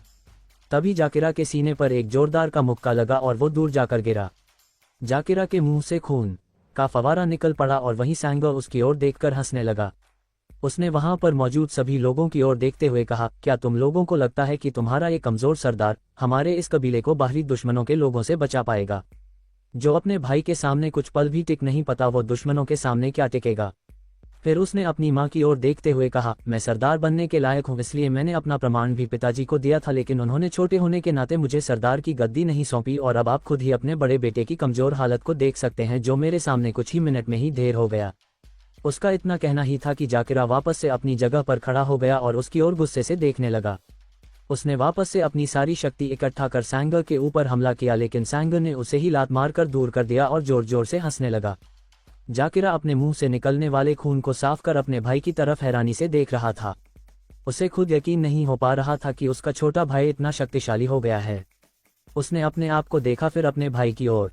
जाकिरा को अपनी ओर हैरानी से देखा देख सैंगर अपनी उंगलियों को मसलते हुए बोला, तुमने सिर्फ काबिले में रहकर अपनी शक्तियों को बढ़ाया है, लेकिन मैंने बाहर से भी कई सारी शक्तियों को जागृत किया है। आचार्य जी सामने आए और उससे बोले, भले यहाँ पर मौजूद कोई भी इंसान तुम्हारी शक्तियों की गणना नहीं कर सकती है, लेकिन तुमने अपने अंदर ऐसी किसी शक्ति को जागृत नहीं किया है। ये सुनकर सैंगर आचार्य जी को अजीब नजरों से देखने लगा और अपने मन में बोला, आखिर कौन है यह आदमी? फिर अपने मन के किसी कोने में डरते हुए अपने मन में, कहीं इसे पता तो नहीं चल गया मेरे छुपी हुई शक्तियों की राज के बारे में, लेकिन आखिर इसे कैसे पता चलेगा? आखिर ये भी तो एक आम इंसान है। आचार्य जी रेहान की ओर देख धीमी आवाज में बोले, इसने अपने शक्तियों को जागृत नहीं किया है, बल्कि गैर कबीले वालों से इसने एक अंगूठी हासिल की है, जिसे उसने इस वक्त अपने बाएं हाथ के छोटी उंगली में पहनी हुई है। ये अंगूठी शैतान कबीले के सरदार शांतनु ने इसे दिया होगा, क्योंकि उस अंगूठी से जो ऊर्जा बाहर निकल रही है उसमें आसानी से महसूस कर पा रहा हूँ। रेहान ने जब सैंगर की अंगूठी के ऊपर नजर डाली, उसे भी कुछ अलग महसूस लगने लगा उस अंगूठी को देखकर। उसने आचार्य जी से पूछा, कहीं इसने शैतान कभी लेकर लोगों के साथ हाथ तो नहीं मिला लिया है? आचार्य जी बोले, इसने ऐसा ही किया है जिस वजह से शैतान कबीले के सरदार शांतनु ने इसे ये अंगूठी तोहफे के तौर पर इसे दिया है। फिर उन्होंने एक लंबी सांस लेते हुए कहा, लेकिन इसे इसके बारे में मालूम नहीं है कि ये कोई आम अंगूठी नहीं है। हाँ, इसके अंदर कई सारी शक्तियां मौजूद है, लेकिन वो सभी शक्तियां बुराई का काम करती है। इस अंगूठी को धारण करने वाले इंसान को पता ही नहीं चलेगा कि वो गुस्से में अपना ही नुकसान कर रहा है, और वैसा ही अब इसके साथ हो रहा है। सैंगर इस वक्त क्या कर रहा है वो उसे कुछ नहीं पता, क्योंकि ये सभी काम वो अंगूठी करवा रहा है। रेहान जाकिरा की ओर देखते हुए कहा, अगर तुम अपने भाई को बिना नुकसान पहुंचा उसे ठीक करना चाहते हो तो सबसे पहले उसकी बायां हाथ के अंगूठी को बाहर निकालना पड़ेगा, तभी वो पहले की तरह शांत हो जाएगा। जाकिरा अपने कंधे को पकड़कर कहा, मैं उसके पास पहुंचने की कोशिश करता, लेकिन उसके पास पहुंच नहीं पाता हूं। मुझे एक अजीब सी शक्ति दूर धकेल लेती है, और जब उसका एक भी बार मेरे शरीर पर लगता है तो मुझे ऐसा लगता है मानो 10 हाथियों ने मुझे एक साथ उठाकर पटक दिया हो। ये सुनकर रेहान आचार्य जी की ओर देखते हुए कहा, गुरुजी, अगर आपकी इजाजत हो तो मैं खुद इस लड़के से लड़कर उस अंगूठी को बाहर निकल सकता हूँ। अगर जाकिरा इस हालत में अपने भाई से लड़ाई करने की कोशिश करेगा तो उसी की जान चली जाएगी। आचार्य जी रेहान की ओर देख कहने लगे, ठीक है, लेकिन एक बात का ख्याल रखना। ये सुनकर रेहान उनकी ओर गौर से देखने लगा तो आचार्य जी ने उसे समझाते हुए कहा, तुम्हारे शक्तियों के सामने उसका कोई रोक नहीं है। अगर तुम अपनी पूरी शक्तियों का इस्तेमाल करके उसके साथ लड़ाई करोगे तो इस लड़ाई में उसकी जान भी जा सकती है, और जिस तरह से वो अंगूठी उसे गुस्सा दिला रही है, तुम अपने गुस्से पर काबू रखने की कोशिश करना। रेहान सैंगर की ओर देख हंसते हुए बोला, बौराया हुआ सांड को किस तरीके से काबू में किया जाता है मुझे अच्छी तरीके से पता है गुरुजी। फिर उसने जाकिरा की मां फाल्गुनी जी की ओर देखते हुए कहा, अगर इस लड़ाई में आपका छोटा बेटा को कुछ ज्यादा ही चोट लग जाता है तो मुझे माफ कर दीजिएगा, क्योंकि जिस तरीके से उसके सिर पर इस वक्त खून सवार है, अगर मैंने उसे नहीं रोका तो वो आपके पूरे कबीले को शमशान बनाकर रख देगा। फाल्गुनी जी अपने छोटे बेटे की हरकतों को देख रहा था और उसके अंदर जो नई बदलाव हुई थी वो उसे भी अच्छी तरीके से देख पा रही थी। जो बेटा उसकी आवाज को सुनकर दौड़ते हुए उसके पास चला आता था वो सामने खड़ा शख्स उसका बेटा था ही नहीं। उन्होंने अपने आंसुओं को साफ करते हुए कहा, अगर ये मेरा बेटा होता तो अपने पिताजी को कभी नुकसान पहुंचाने के बारे में नहीं सोचता और ना ही अपनी मां को विधवा बनाने के बारे में। मुझे कोई फर्क नहीं पड़ता कि इस लड़ाई में इसके साथ क्या होता है। अगर वो मर भी जाता है तो भी मुझे कोई गम नहीं होगा। जब आपकी औलाद ही आपकी खुशियों का ख्याल ना रखें वो औलाद ही किस काम का। मैंने उसे जन्म देने के लिए कितना कुछ दर्द सहा, लेकिन उसने अपने जन्मदाता को ही मौत के घाट उतार दिया। ये मेरा बेटा कतई नहीं हो सकता है। उनकी बातों को सुनकर रेहान ने एक लंबी सांस ली और अपना कदम सैंगर की ओर बढ़ने लगा। जो लोग जाकिरा के साथ शहर गए हुए थे और जो उन लोगों ने रेहान की फाइट देखी थी वो सभी तुरंत अपनी कदम पीछे लेकर खड़े हो गए। उन्हें पता था अगर उन्होंने रेहान के साथ लड़ाई की तो वो जिंदा नहीं बचेंगे और ना ही रेहान उन पर कोई रहम दिखाएगा। अपनी खैरियत को देखते हुए वो सभी आदमी पीछे हट गए। अपने आदमियों को पीछे हटते देख सैंगर को कोई फर्क नहीं पड़ा। उसने अपनी अंगूठी को प्यार से सहलाया और अपना कम रेहान की ओर बढ़ने लगा। वो जिस तरह से अपना कदम आगे बढ़ा रहा था उसे देखकर ऐसा लग रहा था मानो कोई राक्षस रेहान की तरफ बढ़ रहा हूं। उसका आभा तुरंत बदल गया और वो किसी राक्षस की तरह बर्ताव करने लगा। उसकी आंखें लाल हो गई और हाथों पैरों की नाखून भी लंबे लंबे हो गए। जाकिरा रेहान को सावधान करते हुए बोला, संभल के रहना रेहान, ये एक राक्षसी तकनीक है जिसे शैतान कबीले कर लोग अपनी बचाव के लिए करते हैं। अगर उनके नाखून तुम्हारे शरीर पर लगे तो तुम्हारे शरीर पर गहरा निशान के साथ साथ उन नाखूनों पर लगे जहर भी तुम्हारे शरीर पर फैल जाएगा और तुम्हारी जान चली जाएगी। सैंगर की नाखून 10-10 इंच बढ़ चुकी थी। ऐसा लग रहा था मानो उसने सालों से अपना नाखून काटा ही नहीं हो। रेहान इतना तो जानता था कि किसी भी इंसान के अंदर इतनी शक्ति नहीं है कि वो अपने अंदर एक राक्षसी प्रवृत्ति को जगह दे सकें। उसने जब उस अंगूठी के ऊपर एक नज़र डाली उसे अंगूठी पर भी शक होने लगा। भले एक इंसान कितना भी बदल जाए लेकिन उसके शरीर में इतना बदलाव नहीं होता है जैसे कि इस वक्त सैंगर के शरीर पर हो रहा था। रेहान कुछ कदम आगे चलकर रुक गया और आचार्य जी से कहा, आचार्य जी मुझे ऐसा क्यों लग रहा है कि मेरे सामने खड़ा शख्स जाकिरा का छोटा भाई सैंगर है ही नहीं। ये सुनकर सभी की आंखें फैल गई। वहीं जाकिरा और फाल्गुनी जी दोनों ही हैरानी से सैंगर की ओर देखने लगे। रेहान थोड़ा सा भी रिएक्ट कर पाता उससे पहले ही सैंगर उसके ऊपर अपने लंबे नाखूनों से हमला करने लगा। रेहान अपने बचाव के लिए अपने दोनों छोटे तलवारों को बाहर निकाल लिया और उसके नाखूनों से अपना बचाव करने लगा। सैंगर उसके ऊपर हावी होते जा रहा था तभी रेहान ने अपनी तलवार घुमाई और उसके नाखून काट दिए। नाखून जमीन में गिरते ही गायब हो गए और वापस से सैंगर के नाखून बढ़ गए। ये देख रेहान ने एक जोरदार का मुक्का उसके सीने में जड़ दिया, जिससे सैंगर कुछ दूर जाकर गिरा, लेकिन उसे कुछ हुआ नहीं बल्कि अगले ही पल वो अपने सीने को साफ करते हुए खड़ा हो गया और हंसने लगा। उसने हंसते हुए कहा, तुम्हारी शक्तियां मेरे सामने कुछ भी नहीं है, इसलिए बेहतर होगा मेरे सामने से हट जाओ और हमारी आपसी दुश्मनी से दूर रहो, वरना इस लड़ाई में तुम्हारी जान भी जा सकती है।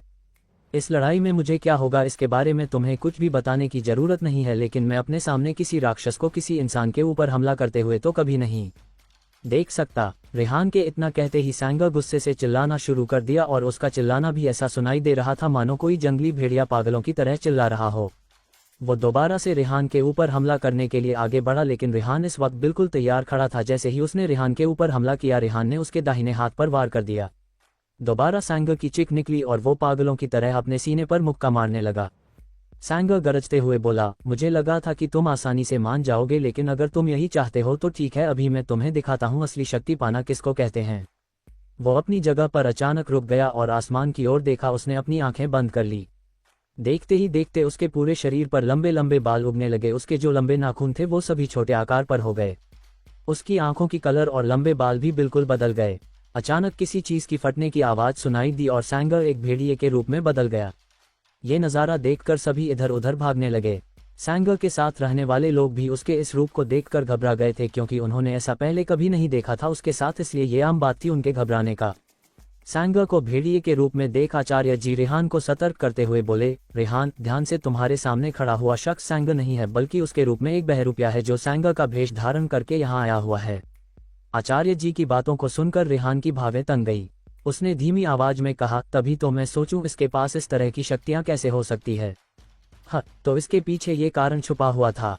उसने अपनी दोनों तलवारों को वापस अपने कमर के बगल में रखा और अपने बीच में टंगा डेमन स्वॉर्ड को अपने हाथों में ले लिया। चलो देखते हैं आखिर इस जंगली भेदी में कितना शक्ति है।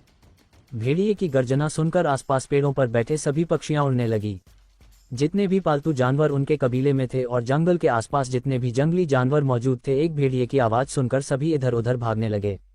सैंगा गुर्राते हुए कहने लगा, तुम लोग मुझे इतनी आसानी से पहचान जाओगे, मैंने सोचा नहीं था। चलो अच्छी बात है, देर से ही सही तुम लोगों ने मुझे पहचाना तो, लेकिन इसका कोई फायदा नहीं होने वाला है क्योंकि मैं तुम सभी को इसी वक्त मौत के घाट उतार दूंगा और इस पूरे कबीले पर राज करूंगा। जाकिरा उसकी ओर देख गुस्से से बोला, मुझे पहले से यकीन था कि तुम मेरे भाई नहीं हो सकते। चाहे मेरा भाई कितनी भी लालची हो लेकिन वो इस हद तक नहीं जाएगा कि वो अपने जन्मदाता को ही मार देगा। अपना परिचय बताओ, कौन हो तुम? पर तुमने मेरे छोटे भाई को कहाँ पर छुपा कर रखा है? जल्दी, वरना यहाँ से बचकर जिंदा वापस नहीं जाओगे तुम। बताओ कहाँ है मेरा भाई? वो भेड़िया अचानक से जोर जोर से हाउल करने लगा और देखते ही देखते वो उन लोगों के ऊपर हमला करने लगा। जाकिरा अपने कबीले को बचाने के लिए किसी भी हद तक जा सकता था, इसलिए उसने अपना हथियार निकाल और उससे लड़ना शुरू कर दिया। लेकिन जिस तरीके से उसे इंसानी रूप में उसने हार नहीं पाया था, इस जंगली भेड़िए के रूप में भी जाकिरा उसके सामने कमजोर दिखाई दे रहा था। कुछ देर तक उस भेड़िए से लड़ाई करने के बाद जाकिरा हौंफने लगा था और वो रेहान की ओर देखते हुए कहा, मैंने अपने इस पैंतरे से कई लोगों को हराया है, लेकिन आज मैं इसके सामने इतना कमजोर महसूस क्यों कर रहा हूँ? मुझे ऐसा मैसेज क्यों हो रहा है कि लड़ते लड़ते मेरी आधी शक्तियाँ मुझसे ही छीनी जा रही है? रेहान उसके कंधे पर हाथ रख बोला, जिस तरह से तुम दूसरों की शक्तियों को छीनते हो ना, उसी तरह से ये भी तुम्हारी शक्तियों को छीन रहा है। उस समय लोगों को पता चल जाता है जब तुम उनकी शक्तियों को छीनते हो, लेकिन ये शख्स तुम्हें पता लगे बिना ही तुम्हारी शक्तियों को आसानी से छीन पा रहा है।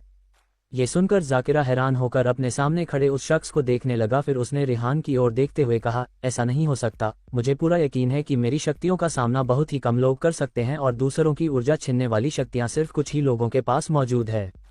रेहान ने मुस्कुराते हुए कहा, दुनिया में मौजूद सभी लोगों को यही लगता है कि उनसे बड़ा शक्तिशाली इस दुनिया में दूसरा कोई मौजूद ही नहीं है। यही उनकी गलतफहमी भी है जो बाद में उन्हें भुगतनी पड़ती हैं।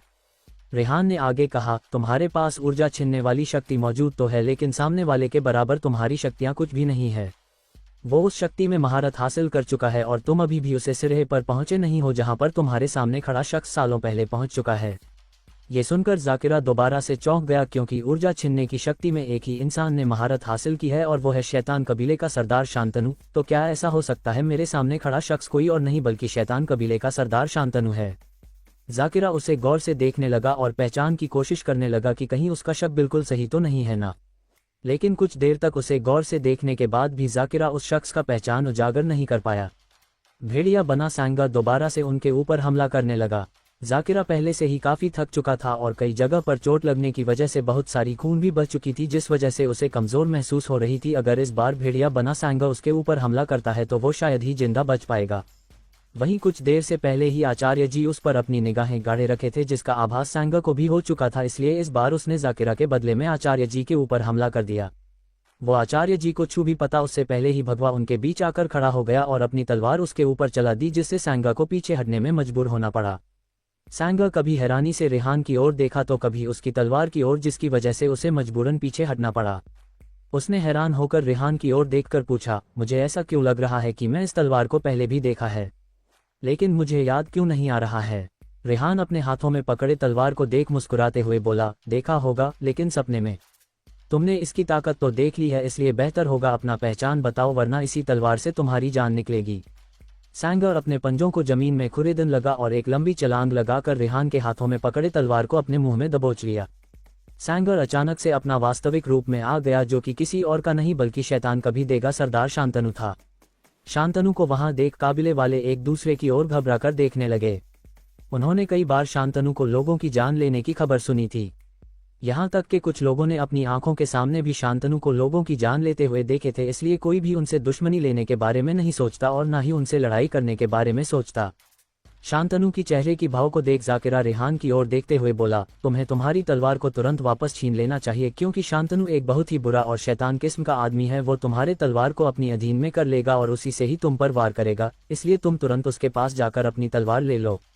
रेहान उसकी ओर देख शांत लहजे में कहा, इस तलवार पर काबू पाना इतना आसान नहीं है। इस तलवार का रक्षक इस तलवार की रक्षा करने जानता है। रेहान ने इतना ही कहा था कि उस तलवार से एक परछाई निकाली और शांतनु से लड़ाई करने लगी। शांतनु को यकीन नहीं हो रहा था कि किसी तलवार के अंदर आत्मा का भी वास हो सकता है जो उसी के अंदर रहकर उसकी सुरक्षा करता हूँ।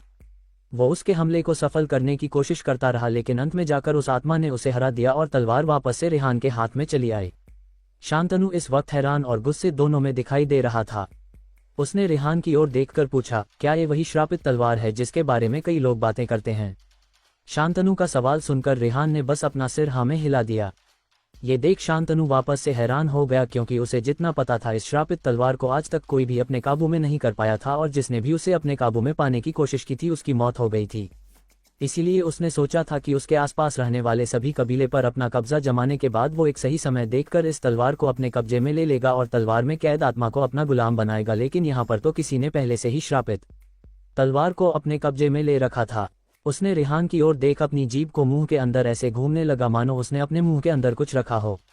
कुछ देर तक उस तलवार को घूमने के बाद उसने रेहान के सामने एक प्रस्ताव रखते हुए कहा, चलो हम एक डील करते हैं। डील? कैसी डील? रेहान ने पूछा। शांतनु ने कहा, ज्यादा कुछ नहीं, तुम मुझे अपना ये श्रापित तलवार दे दो और मैं काबिले वाले और इस सरदार के भाई को सही सलामत छोड़ दूंगा और दोबारा इस कबीले के आसपास भी दिखाई नहीं दूंगा।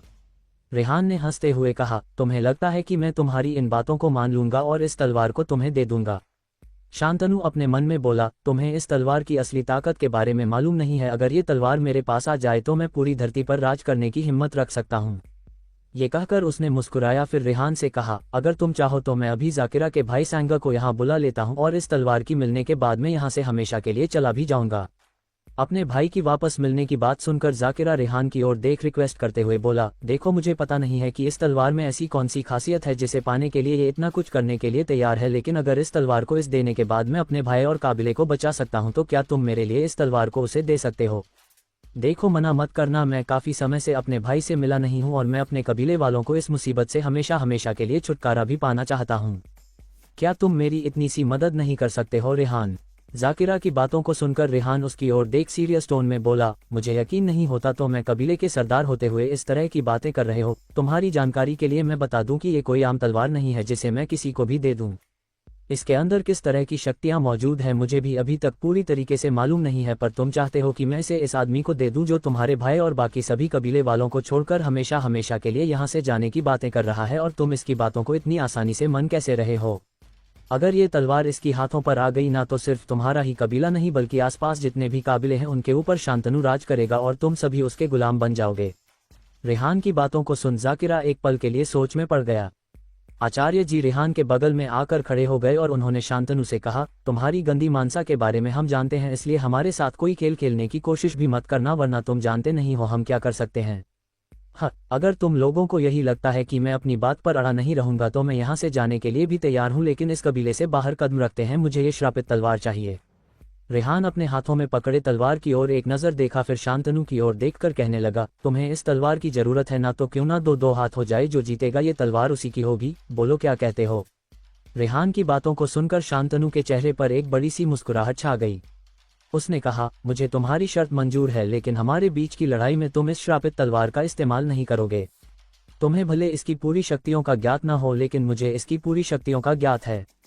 तुम इस तलवार के साथ लड़ाई करोगे तो मैं तुम्हारे साथ लड़ाई करते हुए हार जाऊंगा और तुम आसानी से इस लड़ाई को जीत जाओगे। इससे अच्छा तो यही होगा कि तुम इस तलवार के बिना लड़ाई करो। अगर तुम चाहो तो तुम अपनी उन दोनों छोटी छोटी तलवारों का इस्तेमाल कर सकते हो। शांतनु की बातों को सुनकर रेहान ने उसकी शर्त स्वीकार कर लिया। जाकिरा उसे समझाते हुए बोला, क्या तुम्हारा दिमाग खराब है जो तुम शांतनु के सामने इतना बड़ा शर्त रख रहे हो? वो भले इतनी आसानी से बातें कर रहा है, लेकिन तुम उसकी चालाकी को पकड़ नहीं पाओगे। वो कब अपना बाजी पलट देगा तुम्हें पता भी नहीं चलेगा। इसलिए मैं कहता हूँ तुम अपनी उस तलवार से लड़ाई करो। अगर उसका कहना है कि वो इस तलवार से हार जाएगा तो इसमें हमारा ही फायदा होगा। जाकिरा की बातों को सुनने के बाद भी रेहान ने कोई ज्यादा बड़ा रिएक्शन नहीं दिया। उसने अपने कंधे को सामने की ओर 2 बार रोटेशन किया और 2 बार पीछे की ओर। उसने अपने हाथों को स्ट्रेच किया और अपनी गर्दन को दाएं बाएं घुमाकर लड़ाई के लिए तैयार हो गया। रेहान को लड़ाई के लिए तैयार देख शांतनु के चेहरे पर एक शैतानी मुस्कान आ गई। उसने अपने मन में हंसते हुए कहा, मैंने सोचा नहीं था कि इसके जैसे बेवकूफ़ लड़के को इतनी आसानी से मैं राजी कर लूँगा। अपनी शक्तियों पर इसे बहुत ही ज़्यादा घमंड है ना। कोई बात नहीं, आज मैं इसे दिखा दूंगा कि असली शक्ति किसे कहते हैं। उसने भी अपनी कमर से पीछे एक छुरा निकाला और रेहान से लड़ाई करने के लिए तैयार हो गया। दोनों ही एक दूसरे की ओर धीरे धीरे करके बढ़ने लगे और उनके बीच लड़ाई की शुरुआत हो गई। रेहान ने कुछ समय पहले एंशिएंट टेक्निक को पूरी तरीके से सीख लिया था, इसलिए वो इस वक्त लड़ाई के वक्त भी उसी का इस्तेमाल कर रहा था। वही लड़ाई शुरू होने से पहले शांतनु आसानी से उसके हर एक हमले का जवाब दे पा रहा था, लेकिन धीरे धीरे करके उसे अब अपने हथेलियों पर दर्द होना शुरू हो गया। रेहान, जिसकी रफ्तार कुछ देर पहले काफ़ी कम थी, अब उसके 5 हमले में से 4 हम लोगों को ही शांतनु देख पा रहा था और आखिरी हमला रेहान उसके शरीर के ऊपर कर रहा था। तभी अचानक शांतनु ने एक जोरदार मुक्का रेहान के सीने की ओर चला दी। रेहान इस मुक्के के लिए तैयार बैठा था। उसने तुरंत अपनी हथेली घुमाई और उसके मुक्के को खाली जाने दिया और अपने दोनों तलवारों को एक साथ लाकर उसने उसके सीने पर एक कट लगा दी, जिस पर काफ़ी ज़्यादा उसके सीने से फव्वारा की तरह बहने लगा। अपने सीने से खून निकलता देख शांतनु को कोई फर्क नहीं पड़ा। उसने तुरंत एक गोली निकाली और अपने मुंह के अंदर डाल दिया। कुछ इस सेकंड में ही उसके घाव पहली की तरह भर गए और वो दोबारा लड़ाई के लिए तैयार हो गया।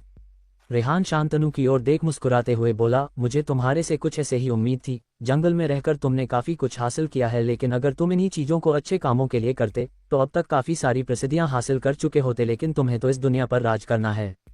शांतनु रेहान की ओर देख आराम से इसका जवाब देते हुए कहा, मैं उन लोगों में से नहीं हूं जो अपने शक्तियों को छुपाकर अंधेरे की जिंदगी जिए। मैंने इतने साल तपस्या करके जो शक्तियां हासिल की है उसे दूसरों के सामने प्रसिद्धियां पाने के लिए नहीं, बल्कि उसका इस्तेमाल कर पूरी दुनिया पर राज करने के लिए। तुम्हारी शक्तियां भी बिल्कुल मेरे बराबर की है। अगर तुम चाहे तो हम दोनों एक दूसरे से हाथ मिलाकर इस पूरी कायनात पर हुक्म चला सकते हैं। हमारे सामने कोई भी शख्स नज़र उठाकर देखने तक की भी कोशिश नहीं करेंगे। तुम जो चाहोगे वही कर पाओगे। तुम्हारी नज़र जिसके ऊपर होगी वो हमेशा हमेशा के लिए तुम्हारी हो जाएगी। तुम्हें रोकने वाला कोई नहीं होगा, सिर्फ आज़ादी। अगर हमारी शक्तियों एक हो जाए तो जितने भी लोग हैं सब हमसे डरेंगे और हम इस पूरे कायनात पर राज करेंगे। शांतनु की बातों को सुनकर रेहान उबासी लेते हुए बोला, मुझे इन चीज़ों में कोई दिलचस्पी नहीं है और ना ही मैं इस पूरे दुनिया पर राज करने के लिए पैदा हुआ हूँ। मेरा सिर्फ एक ही मकसद है और उसे मकसद को पूरा करके मैं अपनी ज़िंदगी सुकून के साथ जीना चाहता हूँ, ना कि किसी को अपने सामने गुलाम बनाकर उसे पर हुकूमत चलाकर। तुम सिर्फ एक बेवकूफ़ हो और कुछ नहीं। तुम्हारे पास इतने शक्तियाँ मौजूद होते हुए भी तुम सिर्फ एक आम जिंदगी जीना चाहते हैं। तुम्हारे जैसे बेवकूफ़ मैं इस दुनिया में किसी को नहीं देखा। शांतनु को लग रहा था कि रेहान उसकी बातों पर कुछ रिएक्ट जरूर करेगा, लेकिन उसका ये जवाब सुनकर उसे उसके ऊपर सिर्फ गुस्सा आ रहा था। उसने सोचा था कि अगर भगवा उसके साथ हाथ मिला लेता है तब वो उसकी तलवार ले लेगा और अपनी तपस्या के बदौलत उस तलवार को और भी शक्तिशाली बना लेता और एक दिन मौका देखकर वह रेहान को भी मौत के घाट उतार देता। लेकिन शायद सामने खड़ा शख्स उसकी मंसूबों को पहले ही भांप चुका था। आचार्य जी रेहान की ओर देखकर बोले, तुम्हारे मन में जो इस वक्त ख्याल उमल रहा है उसे वही दफन कर दो रेहान, क्योंकि इसको जान से मारना इतना आसान नहीं है।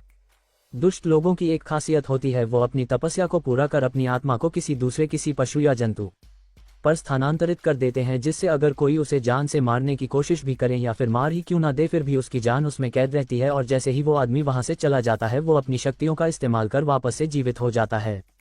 फिर उन्होंने एक नज़र शांतनु की ओर देखा, फिर रेहान की ओर देख कहने लगे, इसके शरीर में इसकी आत्मा नहीं है, इसलिए अगर तुम इसे नुकसान भी पहुंचाओगे फिर भी ये ठीक हो जाएगा। ये सुनकर रेहान आचार्य जी की ओर देखते हुए कहा, तो फिर हम इसे रोकेंगे कैसे आचार्य जी, कोई रास्ता बताए हमें। आचार्य जी बोले, अगर तुम कैसे भी करके इसे अपने शक्तियों से बांध लेते हो तब मैं इसे अपने सुरक्षा घेरे में ले लूंगा। इसके बाद हम इसे कैद कर लेंगे और इसे ना चाहते हुए भी अपनी आत्मा को यहाँ पर बुलाना होगा, तभी हम इसका खत्म कर सकते हैं, वरना हमारा हर प्रयास विफल ही होगा। शांतनु अभी भी रेहान की ओर देख रहा था और उसे हाथ मिलाने की बातें कर रहा था, लेकिन रेहान अब उसके चाल पर खड़ा उतरने वाला नहीं था। उसने अपने दोनों तलवार निकाली और हवा में उछाल दी। दोनों तलवार उड़ते हुए उसकी ओर बढ़ने लगे। शांतनु इस हमले के लिए तैयार खड़ा था। जैसे ही दोनों तलवार है उसके करीब आई, उसने उसे चकमा देकर अपने हाथों में जकड़ लिया और रेहान की ओर देख हंसते हुए बोला, तुम्हें लगता है कि तुम इन मामूली तलवारों से मेरा कुछ बिगाड़ पाओगे? इस जैसे ना जाने कितने ही तलवारों से मेरे ऊपर हमला हुआ है, लेकिन आज तक मेरा कोई नुकसान नहीं हुआ। ये सुनकर रेहान हंसते हुए बोला, तुम्हारी शक्तियों को देखने के बाद मैं इतना तो समझ गया था कि मेरा ये दरबार तुम्हारी कुछ बिगाड़ नहीं पाएगी। रेहान की बातों को सुनकर शांतनु को कुछ अजीब लगने लगा। तभी अचानक दोनों तलवार रेहान की ओर खींची चली आने लगी और वही शांतनु उसे रोकने की कोशिश करने लगा, लेकिन वो नाकामयाब हो रहा था।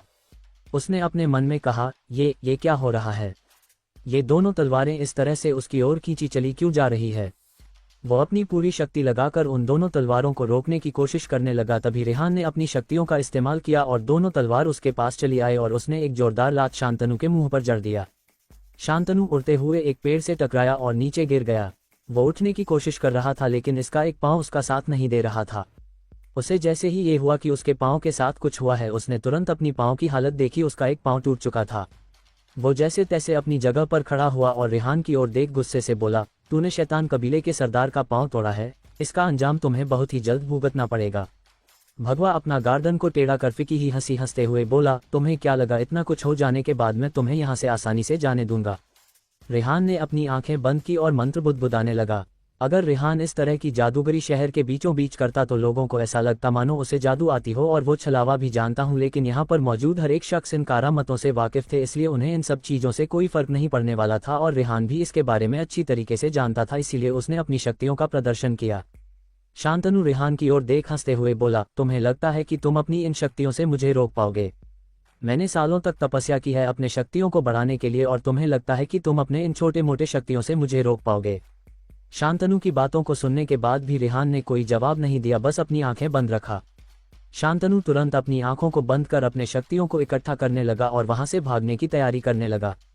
जाकिरा रेहान को अभी भी आंखें बंद कर खड़े देख उसने चिल्लाते हुए कहा, रेहान, शांतनु यहाँ से भागने की फिराक में है, तुम कुछ करो वरना हम इसे कभी नहीं पकड़ पाएंगे। जल्दी से अपनी आंखें खोलकर देखो, वो भाग रहा है। रेहान ने अपनी दोनों आंखें खोली और एक चुटकी बजाई। देखते ही देखते शांतनु के चारों तरफ एक पिंजरा बन गया जो उसे चारों तरफ से घेर रखा था। शांतनु ने जैसे ही अपना हाथ पिंजरे पर रखी, उसे एक जोरदार का झटका लगा और वो पीछे जा गिरा। वो रेहान की ओर देख हैरान होते हुए बोला, तुमने कौन सी विद्या का इस्तेमाल किया है जिसके कारण मैं अपने शक्तियों का भी इस्तेमाल नहीं कर पा रहा हूँ? शांतनु को लगा था कि वह अपने शक्तियों का इस्तेमाल कर जैसे ही पिंजरे पर हाथ रखेगा पिंजरा टुकड़ों में बट जाएगा, लेकिन ऐसा कुछ हुआ ही नहीं बल्कि उसे ही जोरदार का करंट लगा।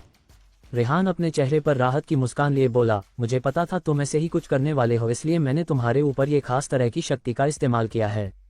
ये भले दिखने में एक साधारण पिंजरा है लेकिन इसे मैं अपने शक्तियों से बांध रखा है। अगर तुम इसे तोड़ने की कोशिश करोगे तो तुम्हारी शक्तियों को कमजोर करते जाएंगे और धीरे धीरे करके तुम्हारी सारी शक्ति ये खींच लेंगे।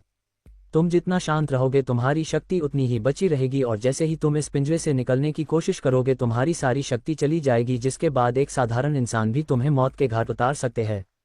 शांतनु अपना हाथ जमीन पर पटकते हुए बोला, तुम मुझे इस तरह से कैद करके ज्यादा समय के लिए नहीं रख पाओगे क्योंकि इस कबीले के सरदार का भाई मेरे कब्जे में है। अगर मैं चाहूँ तो यहीं से उसे मौत के घाट उतार सकता हूँ। रेहान उसके बिल्कुल सामने जाकर खड़ा हो गया और अपने हथेली की ओर देखा जहां पर वही रिंग मौजूद थी जो कुछ देर पहले शांतनु के अंगूठे में थी। शांतनु ने जब अपनी अंगूठी उसके पास अच्छी तो उसकी आंखें बड़ी हो गई और वो अपने हथेली में अपनी अंगूठी को तलाश करने लगा। रेहान हंसते हुए बोला, तुम्हें नहीं लगता कि जो तुम्हारे सामने ही रहकर तुम्हारे चीजों को तुमसे ही छीन सकता है वो तुम्हारे साथ क्या कुछ नहीं कर सकता? रेहान की बातों को सुनकर शांतनु को काफी ज्यादा गुस्सा आ रहा था, लेकिन वह इस वक्त अपने गुस्से को शांत रखने के अलावा कुछ और नहीं कर सकता क्योंकि अगर रेहान ने उसके अंगूठी के साथ कुछ छेड़छाड़ की तो बहुत कुछ हो सकता है जिसके बारे में भले ही रेहान को मालूम ना हो लेकिन उसे मालूम था। शांतनु उसकी ओर देखकर बोला, अगर तुम चाहते हो कि मैं इसके भाई को अभी यहाँ पर लेकर आऊं तो मैं उसे अभी यहाँ पर बुलवा सकता हूँ, लेकिन तुम मेरे इस अंगूठी के साथ कुछ नहीं करोगे।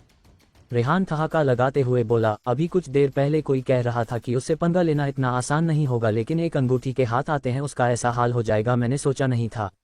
उसकी बातों को सुनकर शांतनु बस अपने गुस्से का घुट पी सकता था और कुछ नहीं। उसने तुरंत अपनी आंखें बंद की और अपने मन में कुछ दोहराया। फिर उसने अपनी आंखें खोली और रेहान से कहा, मेरे लोग 5 मिनट में यहाँ पर पहुँच जाएंगे। रेहान ने अपना सिर हिलाया और वहां से चला गया। जाकिरा रेहान की ओर देखकर कहने लगा, सच कहूं तो मुझे अभी भी यकीन नहीं हो रहा है कि शांतनु इतनी आसानी से हार कैसे मान लिया। वो कभी भी अपना घुटना दूसरे के सामने नहीं टिकता तो फिर आज उसने तुम्हारे सामने, मुझे कुछ ठीक नहीं लग रहा।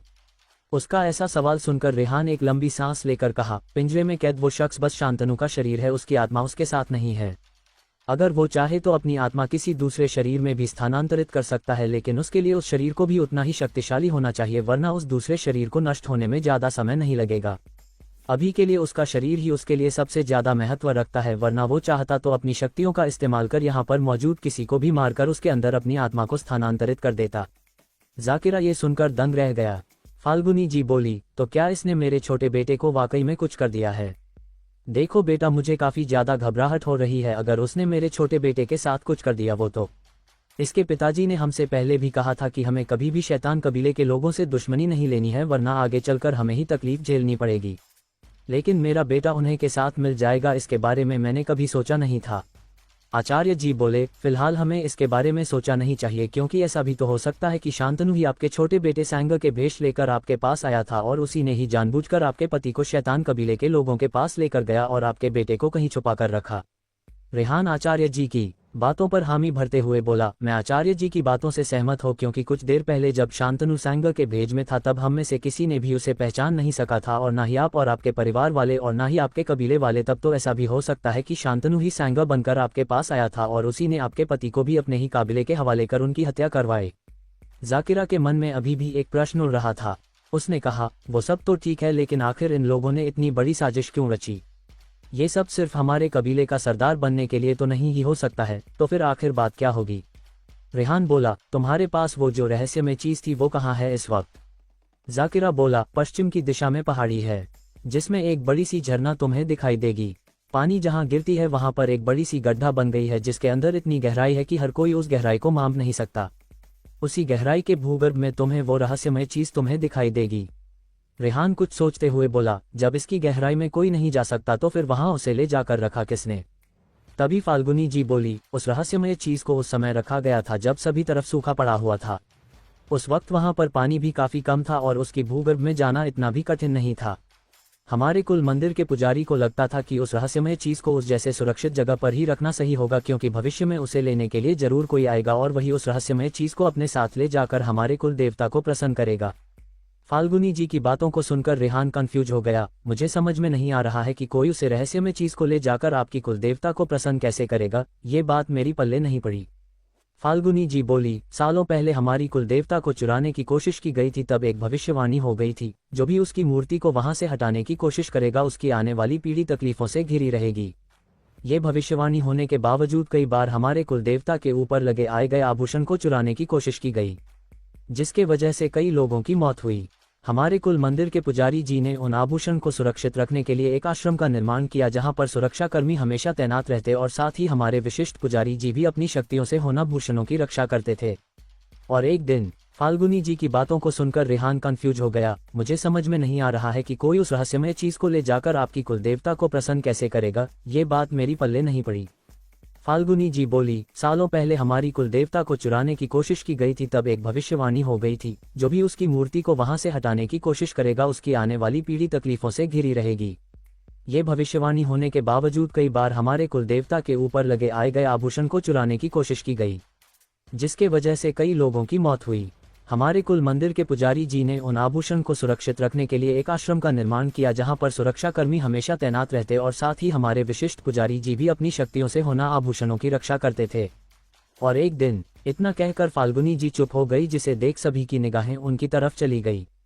जाकिरा ने आगे कहा, उस समय हमारे पिताजी और मंदिर के पुजारी जी बाहर गए हुए थे, तभी कुछ अनजान लोगों ने आश्रम के ऊपर हमला कर दिया और आभूषणों को चोरी कर लिया।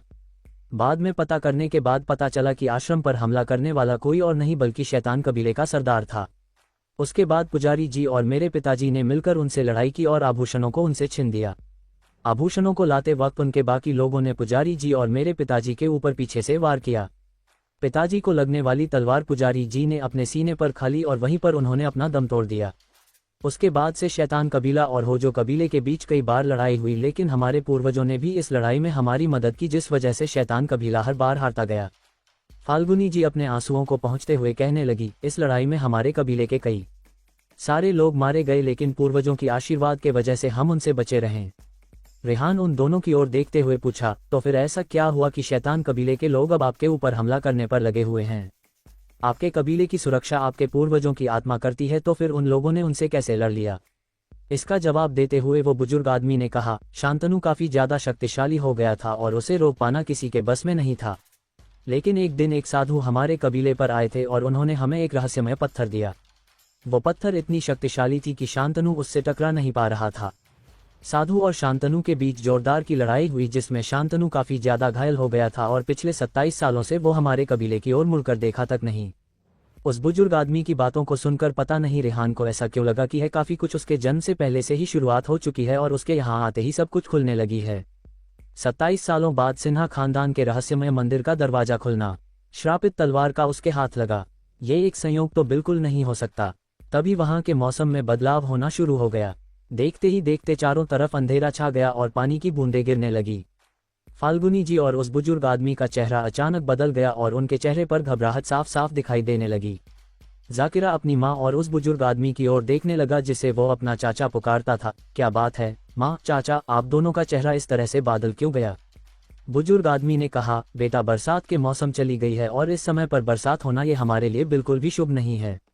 तभी फाल्गुनी जी घबराई हुई आवाज में बोली, बेटा, मैंने पहले भी इस तरह से मौसम को बदलते हुए देखा है और तुम्हारे पिताजी भी ऐसे मौसम को देखकर अपना कदम पीछे खींच लेते थे।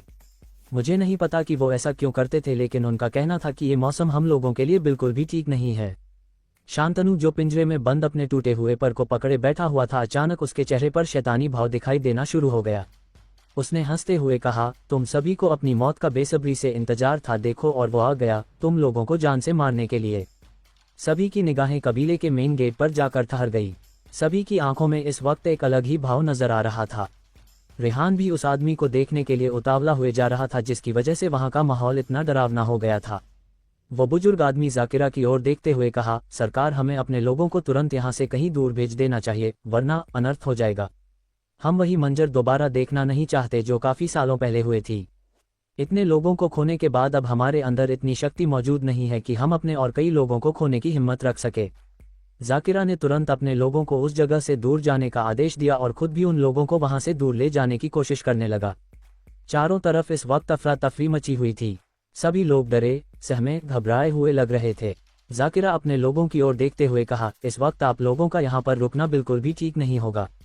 यहाँ का माहौल बहुत ही ज्यादा खराब हो गया है और मैं नहीं चाहता कि आप लोगों की जान खतरे में पड़ जाए। फिर उसने अपने खास आदमी की ओर देखकर कहा, तुम इन सभी को लेकर हमारे कुल मंदिर की ओर चले जाओ, वहां पर पहले से ही कई सारे लोग मौजूद हैं, अगर इन पर कोई भी खतरा मंडरा आता है तो वो उनकी तुरंत मदद करेंगे। फिलहाल के लिए तुम इन सभी को वहां के लिए रवाना करो। जैसे ही यहाँ की सिचुएशन ठीक हो जाती है मैं आप लोगों को वापस यहाँ बुलवा लूंगा। उन सभी कबीले वालों ने उस जगह को इस तरह से देखा मानो वो अपने घर को आखिरी बार देख रहे हो। उन्हें पता था अब यहाँ पर एक भीषण लड़ाई होने वाली है जिसमें उनके घरों का क्षतिग्रस्त होना ये लाजिमी ही है। अगर लड़ाई कैसे भी खींचकर यहाँ से दूर ले जाया जाएगा तब उनकी घर सुरक्षित हो सकती है, लेकिन अगर लड़ाई की शुरुआत यहीं से हुई तो उनका बरसों से समझोया हुआ उनका आशियाना हमेशा के लिए तबाह हो जाएगा। जब होजो कबीले के सभी लोग वहां से चले गए तब जाकर जाकिरा को शांति मिली। शांतनु जोर जोर से हंस रहा था। उसकी हंसी सुनकर वहां पर मौजूद सभी लोग घबरा जरूर रहे थे, लेकिन एक दूसरे की ओर देख अपने घबराहट को छुपाने की कोशिश कर रहे थे, लेकिन उन सभी का भाव उन्हें दिखा रहा था कि उनका हाल इस वक्त कैसा है। देखते ही देखते कुछ ही पलों में वहां पर कई सारे अघोरी जैसे दिखने वाले लोग पहुंच चुके थे। हर किसी के हाथों में तलवार और त्रिशूल दिखाई दे रही थी। उनका भेष बिल्कुल अघोरी की तरह था, इसलिए अगर कोई भी आम इंसान उन्हें पहली बार देखता तो उन्हें अघोरी ही समझता। रेहान जाकिरा की ओर देखते हुए पूछा, शैतान कबीले के लोग क्या हमेशा से अघोरी के भेष में ही रहते हैं? जाकिरा अपना सिर नाम हिलाते हुए जवाब दिया, वो हर समय लाल और काले कपड़े से बने लिबाज को ही पहनकर रहते हैं। मैंने आज से पहले उन लोगों को अघोरी के भेष में कभी नहीं देखा है और इन लोगों को देखकर ऐसा लग ही नहीं रहा है कि ये सभी शैतान कबीले कर लोग हो सकते हैं। जरा उनके ऊपर गौर से नजर डालो, उनमें से किसी के भी शरीर में शैतान कब मिलेगा निशान नहीं है, जो कि हर एक कबीले की पहचान को बताता है। रेहान कुछ सोचते हुए बोला, क्या ऐसा हो सकता है कि ये सभी किसी तीरथ पर निकले हो और गलती से इस जगह पर आ पहुंचे हो? जाकिरा अपना सिर नामे हिलाते हुए कहा, हमारे इस इलाके में ऐसी कोई जगह नहीं है जहां पर तीरथ के लिए जाया जा सके। हाँ, हमारे कबीले के दूसरी ओर जहां बड़ी बड़ी पहाड़ी हैं, उनके पीछे एक बहुत ही बड़ी महादेव की मंदिर है, शायद ये अघोरी वहीं जा रहे होंगे। पर मुझे जितना पता है मेरे रहते हुए यहाँ से आज तक एक भी अघोरी नहीं गुजरा है और ना ही उन्होंने वहां जाने के लिए हमारे कबीले की इस रास्ते को चुना है। रेहान अभी भी कंफ्यूज था कि इतने सारे अघोरी हो जो काबिले में क्या करने के लिए आए होंगे। अगर वह भोलेनाथ की मंदिर में जाने के लिए निकले हो तो फिर जानते हुए भी ये रास्ता कितना खतरनाक है, उन लोगों ने इसी रास्ते को क्यों चुना? रेहान के मन में इस वक्त कई सारे सवाल घूम रहे थे, लेकिन वो किसी भी सवाल पर अपना निर्णय नहीं कर पा रहा था। बाबा अघोरी नाथ को मेरा प्रणाम। मैं धन्य हुआ कि मुझे आपको देखने का सौभाग्य प्राप्त हुआ। आपसे मिलने के लिए कई बड़े बड़े पुजारी, लाखों करोड़ों भक्त और ऐसे अमीर लोग जिनके पास पैसों की कोई कमी नहीं है आपसे मिलने के लिए महीनों तक इंतजार करते हैं, लेकिन आपने मेरा पुकार सुन और आप यहाँ मुझे बचाने के लिए आए। मैं इस चीज के लिए आपका हमेशा से ऋणी रहूंगा। शांतनु की बातों को सुनकर उस अघोरी ने उसकी ओर देखा और उसके आसपास बने उस शक्तिशाली कवच को भी जिसके अंदर शांतनु इस वक्त कैद था। उसने अपने मन ही मन में कहा, इस धरती पर भी कोई ऐसा शख्स मौजूद है क्या जिसके पास इतनी अतःशक्ति मौजूद है कि उसने इस तरह की कवच खड़ी कर दी। मुझे कुछ समय पहले ही अंदाज हो गया था कि जरूर कोई ऐसा शख्स हमारे आसपास के जगह पर अपना कदम रखा है जिसके कारण से हमारी आंखें खुली है। वो अपने मन में कुछ बातें करते हुए आसपास की लोगों की ओर देखने लगे। शांतनु, उसने जब अघोरी बाबा को अपनी ओर इस तरह से देखते हुए पाया, उसका चेहरा खिल गया और उसने मुस्कुरा कर उनकी चापलूसी करना शुरू कर दिया। मैं जानता हूँ अघोरी बाबा, आपके जैसा पराक्रमी और शक्तिशाली इस पृथ्वी पर कोई नहीं है। मैं यहाँ पर अपना एक काम पूरा करने के लिए आया हुआ था, लेकिन इन लोगों ने मुझे अपना बंदी बना लिया। अघोरी बाबा, हमारी मदद करिए और हमें यहाँ से बाहर निकालने के लिए रास्ता दिखाए। शांतनु की बातों को सुनने के बाद भी अघोरी बाबा ने उस पर ज्यादा ध्यान नहीं दिया और बाकी खड़े लोगों की ओर देखते हुए कहने लगे, आखिर यहाँ पर ऐसी कौन सी शक्ति है जिसने इस तरह की कवच का निर्माण किया। मैं उस शक्तिशाली इंसान से मिलना चाहता हूँ। अघोरी बाबा, आप यहाँ पर उस इंसान से मिलने आए हैं जिसने मुझे इस पिंजरे के अंदर कैद करके रखा है। शांतनु हैरानी से अघोरी बाबा की ओर देख रहा था। उसे समझ में नहीं आ रहा था कि वो उसे बचाने के लिए वहां पर आया था या फिर उसे इंसान से मिलने के लिए जिसने उस पिंजरे के अंदर कैद करके रखा था। उसने आगे कहा, अघोरी बाबा, आप यहाँ पर मुझे बचाने के लिए आए हैं, ना कि उस इंसान की तारीफ करने के लिए। मुझे इस पिंजरे से आज़ाद करिए। मुझे और भी कई सारे काम को पूरा करना है। अपने काम को पूरा करने से पहले मैं आज इस पूरे कबीले को बर्बाद करके रख दूंगा। इनकी वजह से मैंने बहुत कुछ खोया है, अब उन्हें हासिल करने का वक्त आ चुका है और सबसे पहले शुरुआत होगी इस कबीले का सरदार की मौत के साथ। बाबा अघोरी नाथ उसकी बातों को सुनकर भी ऐसा रिएक्शन दिया मानो उसने उसकी बातों को सुना ही नहीं। उसने वापस से उनकी तरफ देखते हुए पूछा, तुम लोग घबराओ नहीं, मैं तुम्हें कोई नुकसान नहीं पहुंचाऊंगा, बस मुझे ये जानना है आखिर इस कवच को बनाने वाला शख्स आखिर है कौन। उस अघोरी की बार बार यही बातें सुनकर रेहान आचार्य जी की ओर देखने लगा तो आचार्य जी ने अपनी पलकें झपकाकर हामी ही भर दी। रेहान एक कदम आगे जाकर उनसे कहा, मैं हूं जिसने इस आदमी को इस पिंजरे के अंदर कैद किया है। अघोरी बाबा रेहान को गौर से देखने लगे। उसकी आंखों की चमक देख अघोरी बाबा के चेहरे पर एक हल्की मुस्कान बिखर गई। उन्होंने अपने मन में कहा, वही आंखें, वही सूरत, वही शरीर, ये वही है जिसकी भविष्यवाणी सालों पहले की गई थी। वो आएगा धरती पर और अपने कार्यों को पूरा करेगा। अपने जन्म के 27 साल बाद वो इस कबीले पर कदम रखेंगी। इसकी भविष्यवाणी भी हो गई थी और इसकी मुलाकात हमसे होगी ये भी। अचानक अघोरी बाबा ने अपनी त्रिशूल नीचे की और रेहान के सामने हाथ जोड़कर प्रणाम किया। ये देखकर वहां पर मौजूद किसी को भी कुछ भी समझ में नहीं आया कि आखिर अघोरी बाबा रेहान के सामने हाथ क्यों जोड़ रहे हैं।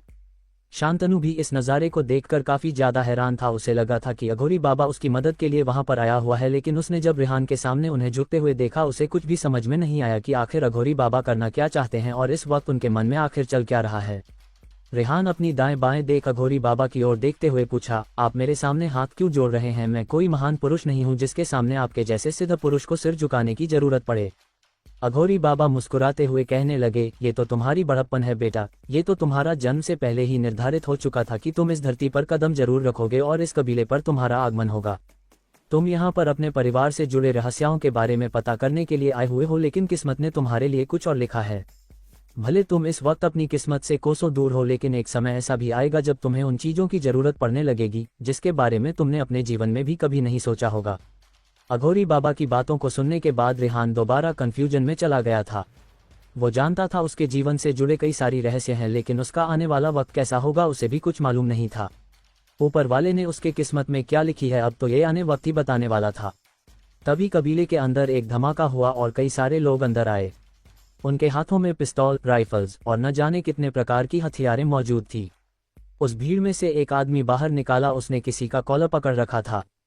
जैसा ही सभी की निगाहें उसे आदमी के ऊपर टिक्की, सभी के मुंह से एक ही शब्द निकला, सैंग। अपने भाई की ऐसी हालत देख जाकिरा को अपने भाई के ऊपर काफी ज्यादा तरस आ रहा था। हाँ, उसका भाई लोगों की बातों में बहक जाता है, लेकिन था तो उसी का सगा भाई।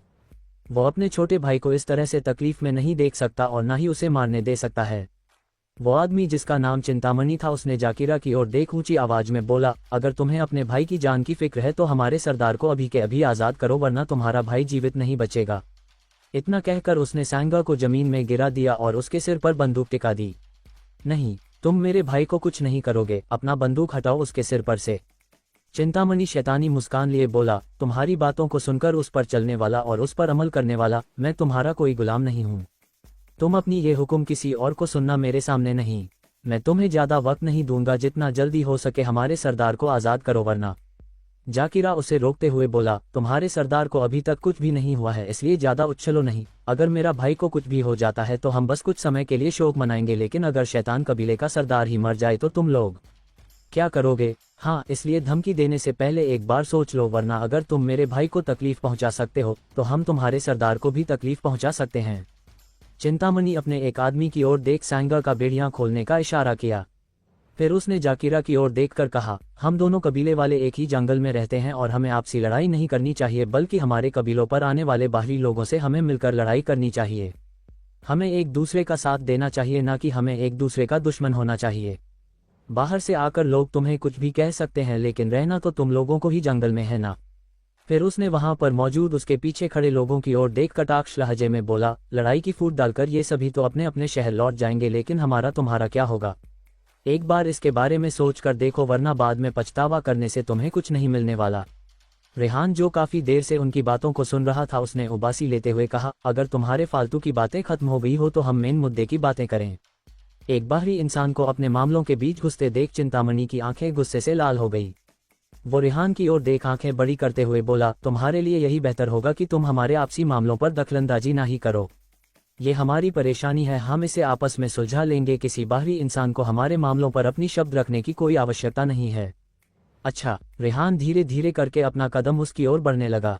रेहान को उनकी ओर बढ़ते देख जाकिरा ने तुरंत उसे रोक लिया और कहा, अगर तुम्हें इन सब से लड़ना है तो बाद में लड़ लेना, हमें सबसे पहले मेरे भाई को उनके कब्जे से छुड़ाना होगा।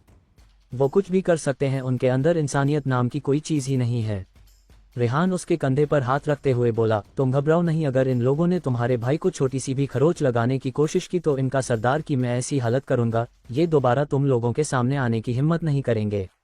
जाकिरा उसे समझाने की कोशिश करते हुए बोला, मुझे पता है तुम लड़ने में अच्छे हो, लेकिन उनके सामने हमारा कबीला काफी ज्यादा कमजोर है। तुम तो आज अपना काम करके यहाँ से निकल जाओगे, लेकिन कल जब ये लोग हमारे ऊपर दोबारा हमला करेंगे तब हम इसे कैसे बचेंगे? हमें सिर्फ अभी के लिए नहीं सोचना है, बल्कि आने वाले समय के लिए भी सोचना है। अगर हमारी बात होती तो हम सह लेते, लेकिन इसमें हमारा पूरा परिवार और मेरे सभी लोग हैं जिनका भरा पूरा परिवार भी है, मैं उनके साथ कुछ नहीं होने देना चाहता। रेहान को अपनी ओर आते देख चिंतामणि ने देख लिया था, लेकिन उसके चेहरे पर कोई भी भाव नजर नहीं आया, क्योंकि उसे लग रहा था कि वहां पर आए आचार्य जी या फिर उन अघोरी में से किसी ने उनके सरदार को इस पिंजरे में कैद किया होगा। क्योंकि रेहान भले ही दिखने में अलग दिखाई देता है, लेकिन उसके पास इस तरह की शक्तियां होना कोई भी इंसान नहीं सोच सकता, और यही गलती चिंतामणि कर रहा था। चिंतामणि रेहान की ओर देख हंसते हुए बोला, तुम्हारे जैसे शहरी लोगों के अंदर ऐसे ही उतावलापन भरा रहता है, बेहतर होगा हमारे सामने इसे काबू रखने की कोशिश करो, वरना हम तुम्हारी ऐसी हालत करेंगे कि दोबारा शहर पर कदम नहीं रख पाओगे। हमसे टकराने वाले आज तक शहर तो क्या इस जंगल से बाहर निकल नहीं पाए हैं। रेहान अपने चेहरे पर मुस्कान लिए बोला, तो तुम मुझे धमकी दे रहे हो? ऐसा ही कुछ समझ लो। अगर तुम इसे धमकी समझना चाहते हो तो इसे धमकी ही समझ लो, लेकिन गलती से भी हमसे टकराने की कोशिश मत करना, वरना गलती करने के लायक नहीं बचोगे। फिर उसने अपने सरदार की ओर देख जाकिरा से कहा, हमने तुम्हारे भाई को यहाँ पर ला दिया है, अब हमारे सरदार को छोड़ दो। जाकिरा ने अपना सिर हिलाया और कहा, ठीक है, लेकिन अदला बदली एक साथ होगी, तुम हमारे भाई को हमारी ओर भेजोगे और हम तुम्हारे सरदार को तुम्हारी ओर, और इस बीच कुछ भी चालाकी करने की कोशिश मत करना। चिंतामणि अपने मन में मुस्कुराते हुए कहा, तुम्हें क्या लग रहा है बस कुछ सिपाहियों के साथ तुम हमें रोक लोगे? बस एक बार हमारा सरदार बाहर निकल आए, उसके बाद देखना हम तुम्हारा क्या हसर करते हैं। रेहान ने तुरंत अपने शक्तियों को वापस ले लिया, जिसके वजह से शांतनु के चारों तरफ लगे पिंजरे गायब हो गए। ये देखकर चिंतामणि ने तुरंत अपने हाथों में पकड़े एक कबूतर को उनकी ओर उछाल दिया, जो उड़ते हुए शांतनु के कंधे पर जाकर बैठ गया। अचानक आचार्य जी की आंखें छोटी हो गई और उसने रेहान की ओर देखते हुए कहा, अगर तुम शांतनु से लड़ाई करते हो तो उसकी जान नहीं जाएगी, लेकिन अगर तुम उसके कंधे पर बैठे कबूतर को कैसे भी करके अपने कब्जे में ले लेते हो तो हम उसे मारकर शांतनु की आत्मा को आजाद कर सकते हैं, और अगर एक बार उसकी आत्मा हमारे कैद में आ जाए तो शांतनु का ये शरीर खुद ब खुद नष्ट हो जाएगा। रेहान बोला, लेकिन आचार्य जी, उस कबूतर के पास जाना इतना भी आसान नहीं होगा। अभी रात हो चुकी है, हल्की बारिश भी हो रही है, और अगर वो कबूतर जंगल में उड़ गया तो हम उसे ढूंढ नहीं पाएंगे। आचार्य जी बोले, तुम उसकी फिक्र बिल्कुल मत करो, मैं अपनी शारीरिक शक्तियों का इस्तेमाल कर इसका पता आसानी से लगा लूंगा, इसलिए तुम शांतनु के ऊपर अपना नजर बनाए रखना। जैसे ही कबूतर शांतनु के कंधे पर बैठा, उसके शरीर पर लगे सभी चोट ठीक हो गए, यहाँ तक कि उसका टूटा हुआ पांव भी ठीक हो गया। उसे देखकर कोई कभी नहीं सकता कि ये वही आदमी है जिसकी हालत कुछ देर पहले काफी ज्यादा खराब हो चुकी थी। जाकिरा तुरंत दौड़कर अपने भाई के पास गया और उसे अपने साथ दूसरी ओर लेकर चला आया। सांगा की हालात इस वक्त काफ़ी ख़राब थी, इसलिए उसने तुरंत सांगा को आचार्य जी के पास छोड़ दिया ताकि आचार्य जी उसे अच्छी तरीके से देख सकें। आचार्य जी ने कुछ औषधियां सांगा के मुंह में डाल दिए और बोले, काफ़ी गहरी चोटें लगी है, इसे ठीक होने में कम से कम 2-3 हफ्ता लग जाएगा। आचार्य जी की बातों को सुनकर जाकिरा ने एक राहत की सांस ली कि उसके भाई को किसी भी तरह की गंभीर चोटें नहीं लगी है, वरना कुछ समय पहले तो उसकी हालत देखकर पता नहीं उसके मन में कैसी कैसी विचारधाराएं आ गई थी। अपनी हालत सुधारते ही शांतनु रेहान की ओर देख हंसते हुए बोला, मुझे पता नहीं था कि तुम इतने बेवकूफ़ निकलोगे। एक बेवकूफ़ को छुड़वाने के लिए तुमने मुझे आज़ाद कर लिया। तुमसे बड़ा बेवकूफ़ तो मैं इस दुनिया में किसी को नहीं देखा है। चलो कोई बात नहीं, आज मैं तुम्हें अपने वश में करके तुम्हें अपना गुलाम बनाऊंगा और तुमसे वो सारी चीज़ें कराऊंगा जिसके लिए मैं इतने सालों से प्रयास करते हुए आ रहा हूँ। इतना कहते हुए उसने अपने लोगों की ओर देखते हुए कहा, इनमें से कोई भी यहाँ से बचकर जाने ना पाए, सभी को खत्म कर दो। चिंतामणि तुरंत पीछे मुड़ा और अपने लोगों को लड़ाई के लिए तैयार रहने को कहा, मेरे एक इशारे पर इन लोगों को जन्नत की सैर कर देना। रेहान, जिसने अपने हाथों पर श्रापित तलवार को पकड़ रखा था, उसने तुरंत उसे अपने पीठ पर वापस डाल दिया। उसे ऐसे करते देख शांतनु के चेहरे पर और भी ज्यादा गहरी मुस्कान छा गई। उसने अपने मन में बोला, अगर तुम भी मेरा गुलाम बनने के लिए तैयार हो तो कोई हर्ज नहीं। तुमने अपने शक्तियों का प्रदर्शन तो कर दिया, अब मैं तुम्हें अपनी शक्तियों का असली प्रदर्शन दिखाऊंगा।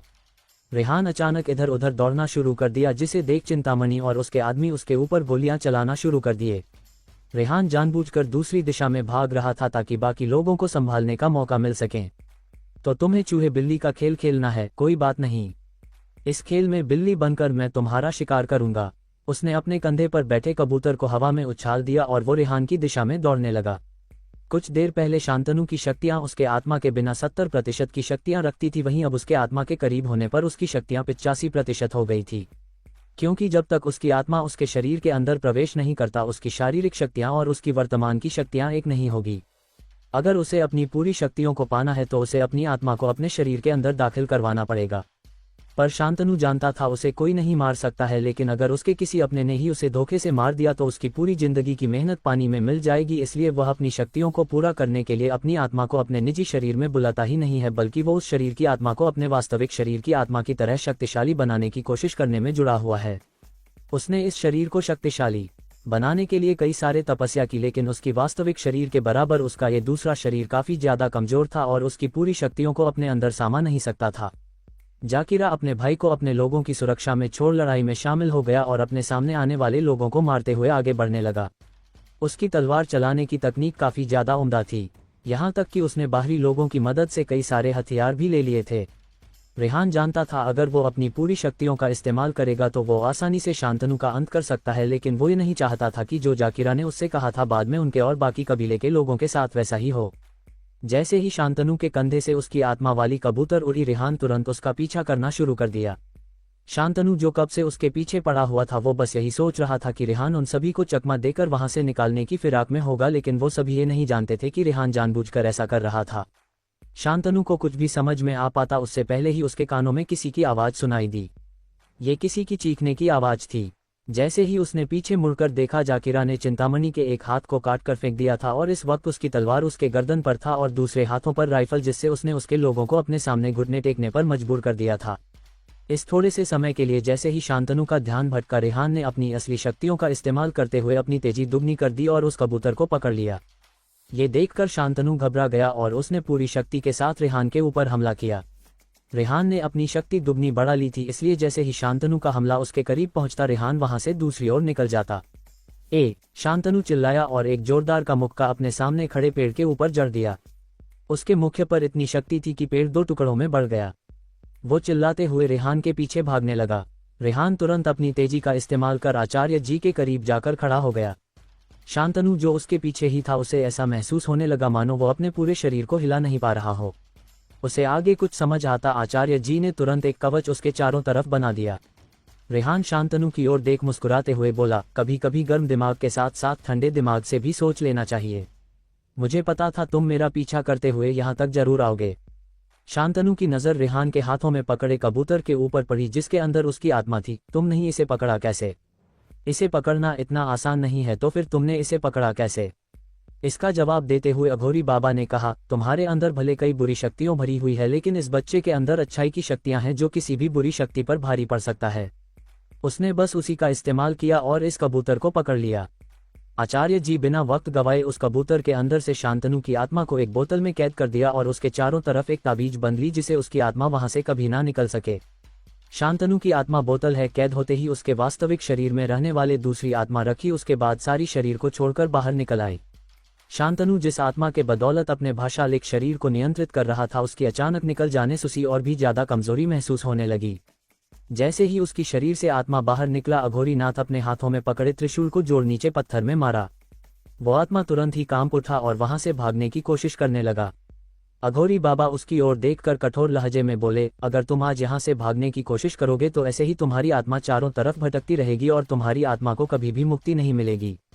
अघोरी बाबा की बातों को सुनने के बाद वो आत्मा तुरंत ही इधर उधर भागना बंद कर दिया और उनके सामने घुटने टेक कर खड़ा हो गया। शांतनु की वास्तविक शरीर में जब उस आत्मा को उनके सामने घुटने टेकते हुए देखा, वो तुरंत ही उसकी ओर भागने लगा, लेकिन आचार्य जी उसके बीच में ही आकर खड़े हो गए और उन्होंने कुछ उसके शरीर पर छिड़क दिया, जो देखते ही देखते उसकी पूरी शरीर को गलना शुरू कर दिया। आचार्य जी ने कहा, तुम अपने वास्तविक आत्मा और इस आत्मा के बिना कुछ नहीं कर सकते जिसे तूने अपने शरीर के अंदर प्रवेश करने में मजबूर किया था। तुम बस एक जिंदा लाश के अलावा कुछ नहीं हो। देखते ही देखते तुम्हारा ये वास्तविक शरीर मोम की तरह पिघल जाएगा और तुम चाहकर भी अपने वास्तविक शरीर को बचा नहीं पाओगे। आचार्य जी की बातों को सुनकर शांतनु का वास्तविक शरीर कहाँ पुत और वह अपने शरीर को बचाने के लिए इधर उधर देखने लगा, लेकिन वहां पर सिर्फ उसके मरे हुए लोगों की लाशें पड़ी हुई थी। अगर वो उनकी शरीर का इस्तेमाल करने की कोशिश करेगा फिर भी कोई फायदा नहीं होने वाला था, क्योंकि अघोरी बाबा ने उन सभी आत्माओं को अपने पास बुला लिया था, जिसके कारण शांतनु के पास उसके सामने घुटने टेकने के अलावा दूसरा कोई रास्ता दिखाई ही नहीं दे रहा था। आचार्य जी बोले, यहाँ ऐसा कोई नहीं है जिसकी मदद लेकर तुम वापस से ठीक हो जाओगे।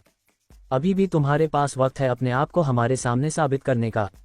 मुझे कुछ नहीं चाहिए तुमसे, बस अपनी आने वाली जिंदगी तुम्हें उस तरीके से जीने होगा जिस तरह एक आम इंसान अपनी जिंदगी जीता है। शांतनु ने जब अपनी चारों तरफ देखा, उसके सभी लोग मारे जा चुके थे, यहाँ तक कि उसके कबीले के जितने भी शक्तिशाली लोग थे उन्हें भी उन लोगों ने बंदी बनाकर रखा था। जब उसे चारों तरफ से रास्ता बंद नजर आते हुए दिखाई दिया, उसने आचार्य जी की ओर देख अपनी गर्दन नीचे झुका लिया और कहा, मेरी आत्मा मेरी वास्तविक शरीर के अलावा किसी दूसरे शरीर को धारण नहीं कर सकती है। मैंने सालों से तपस्या करके अपनी आत्मा को उस कबूतर के अंदर डाल दिया था, लेकिन अब मेरी शक्तियां आधी हो गई है और मैं ऐसा करने में असमर्थ हूँ। आचार्य जी ने कहा, तुम्हारी आत्मा कितनी शक्तिशाली है इसके बारे में मैं जान चुका हूँ, इसलिए अगर तुम्हें अपनी आत्मा वापस पानी है तो तुम्हें उन सभी शक्तियों का त्याग करना होगा जिसे तुमने अपने घर तपस्या से प्राप्त किया है। आचार्य जी की बातों को सुनकर शांतनु अपनी गर्दन ऊपर उठकर आचार्य जी की ओर देखने लगा, जिनके चेहरे पर इस वक्त कोई भाव नजर ही नहीं आ रहा था, लेकिन वो जानता था अगर उसने ऐसा किया तो वो अपने से शक्तिशाली लोगों का सामना नहीं कर पाएगा। उसने हकलाते हुए कहा, आचार्य जी अगर मैं ऐसा करता हूं तो फिर मैं अपने लोगों की जान कैसे बचाऊंगा जब उन पर बाहरी लोग हमला करेंगे। मेरी इन्हीं शक्तियों के वजह से मैं आज तक अपने कबीले को बचाते हुए आ रहा हूं, अगर वही शक्तियां मेरे पास ना हुई तो मैं अपने लोगों की जान कैसे बचाऊंगा।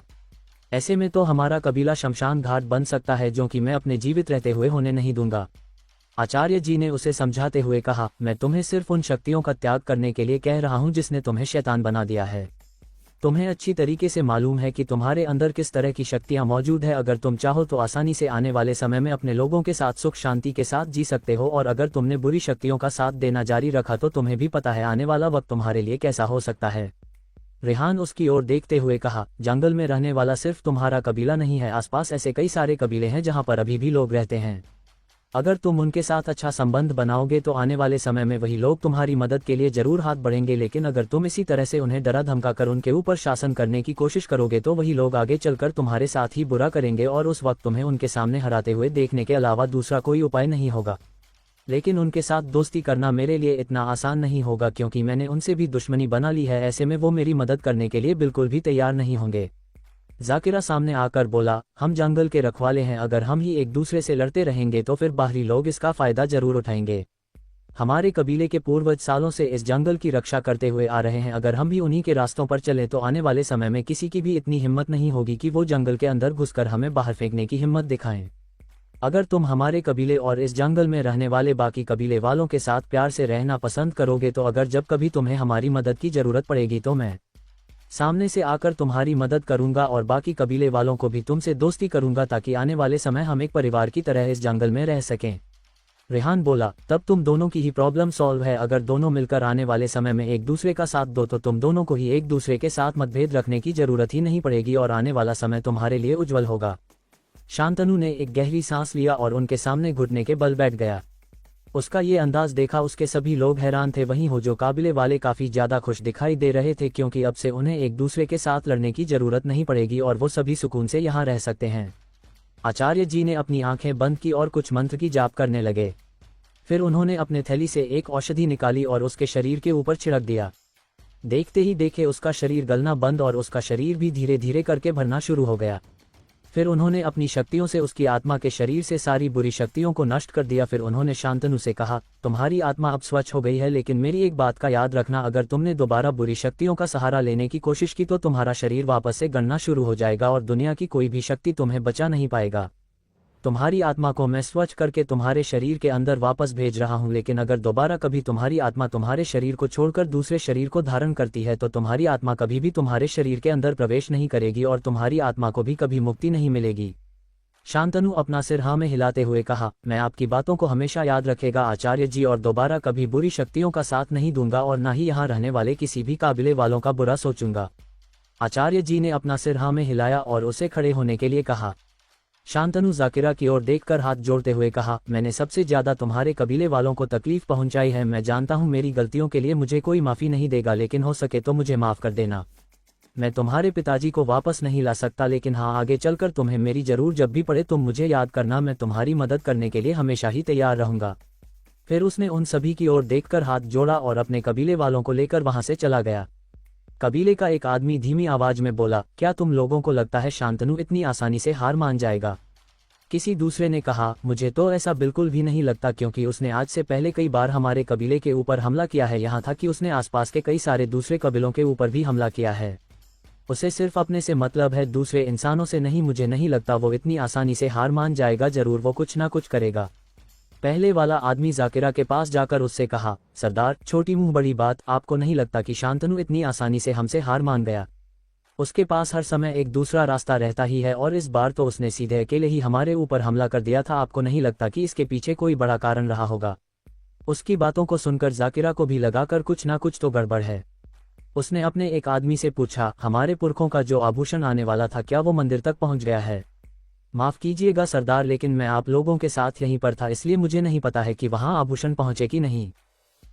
जाकिरा तुरंत वहां से तेजी के साथ अपने पुरखों की मंदिर की ओर चला गया। रेहान आचार्य जी की ओर देखते हुए कहा, आचार्य जी, आपको लगता है कि शांतनु इतनी आसानी से हमसे हार मान गया? उसने जिस तरह से अपनी शक्तियों का प्रदर्शन किया था, आपको लगता है कि वो इतनी आसानी से?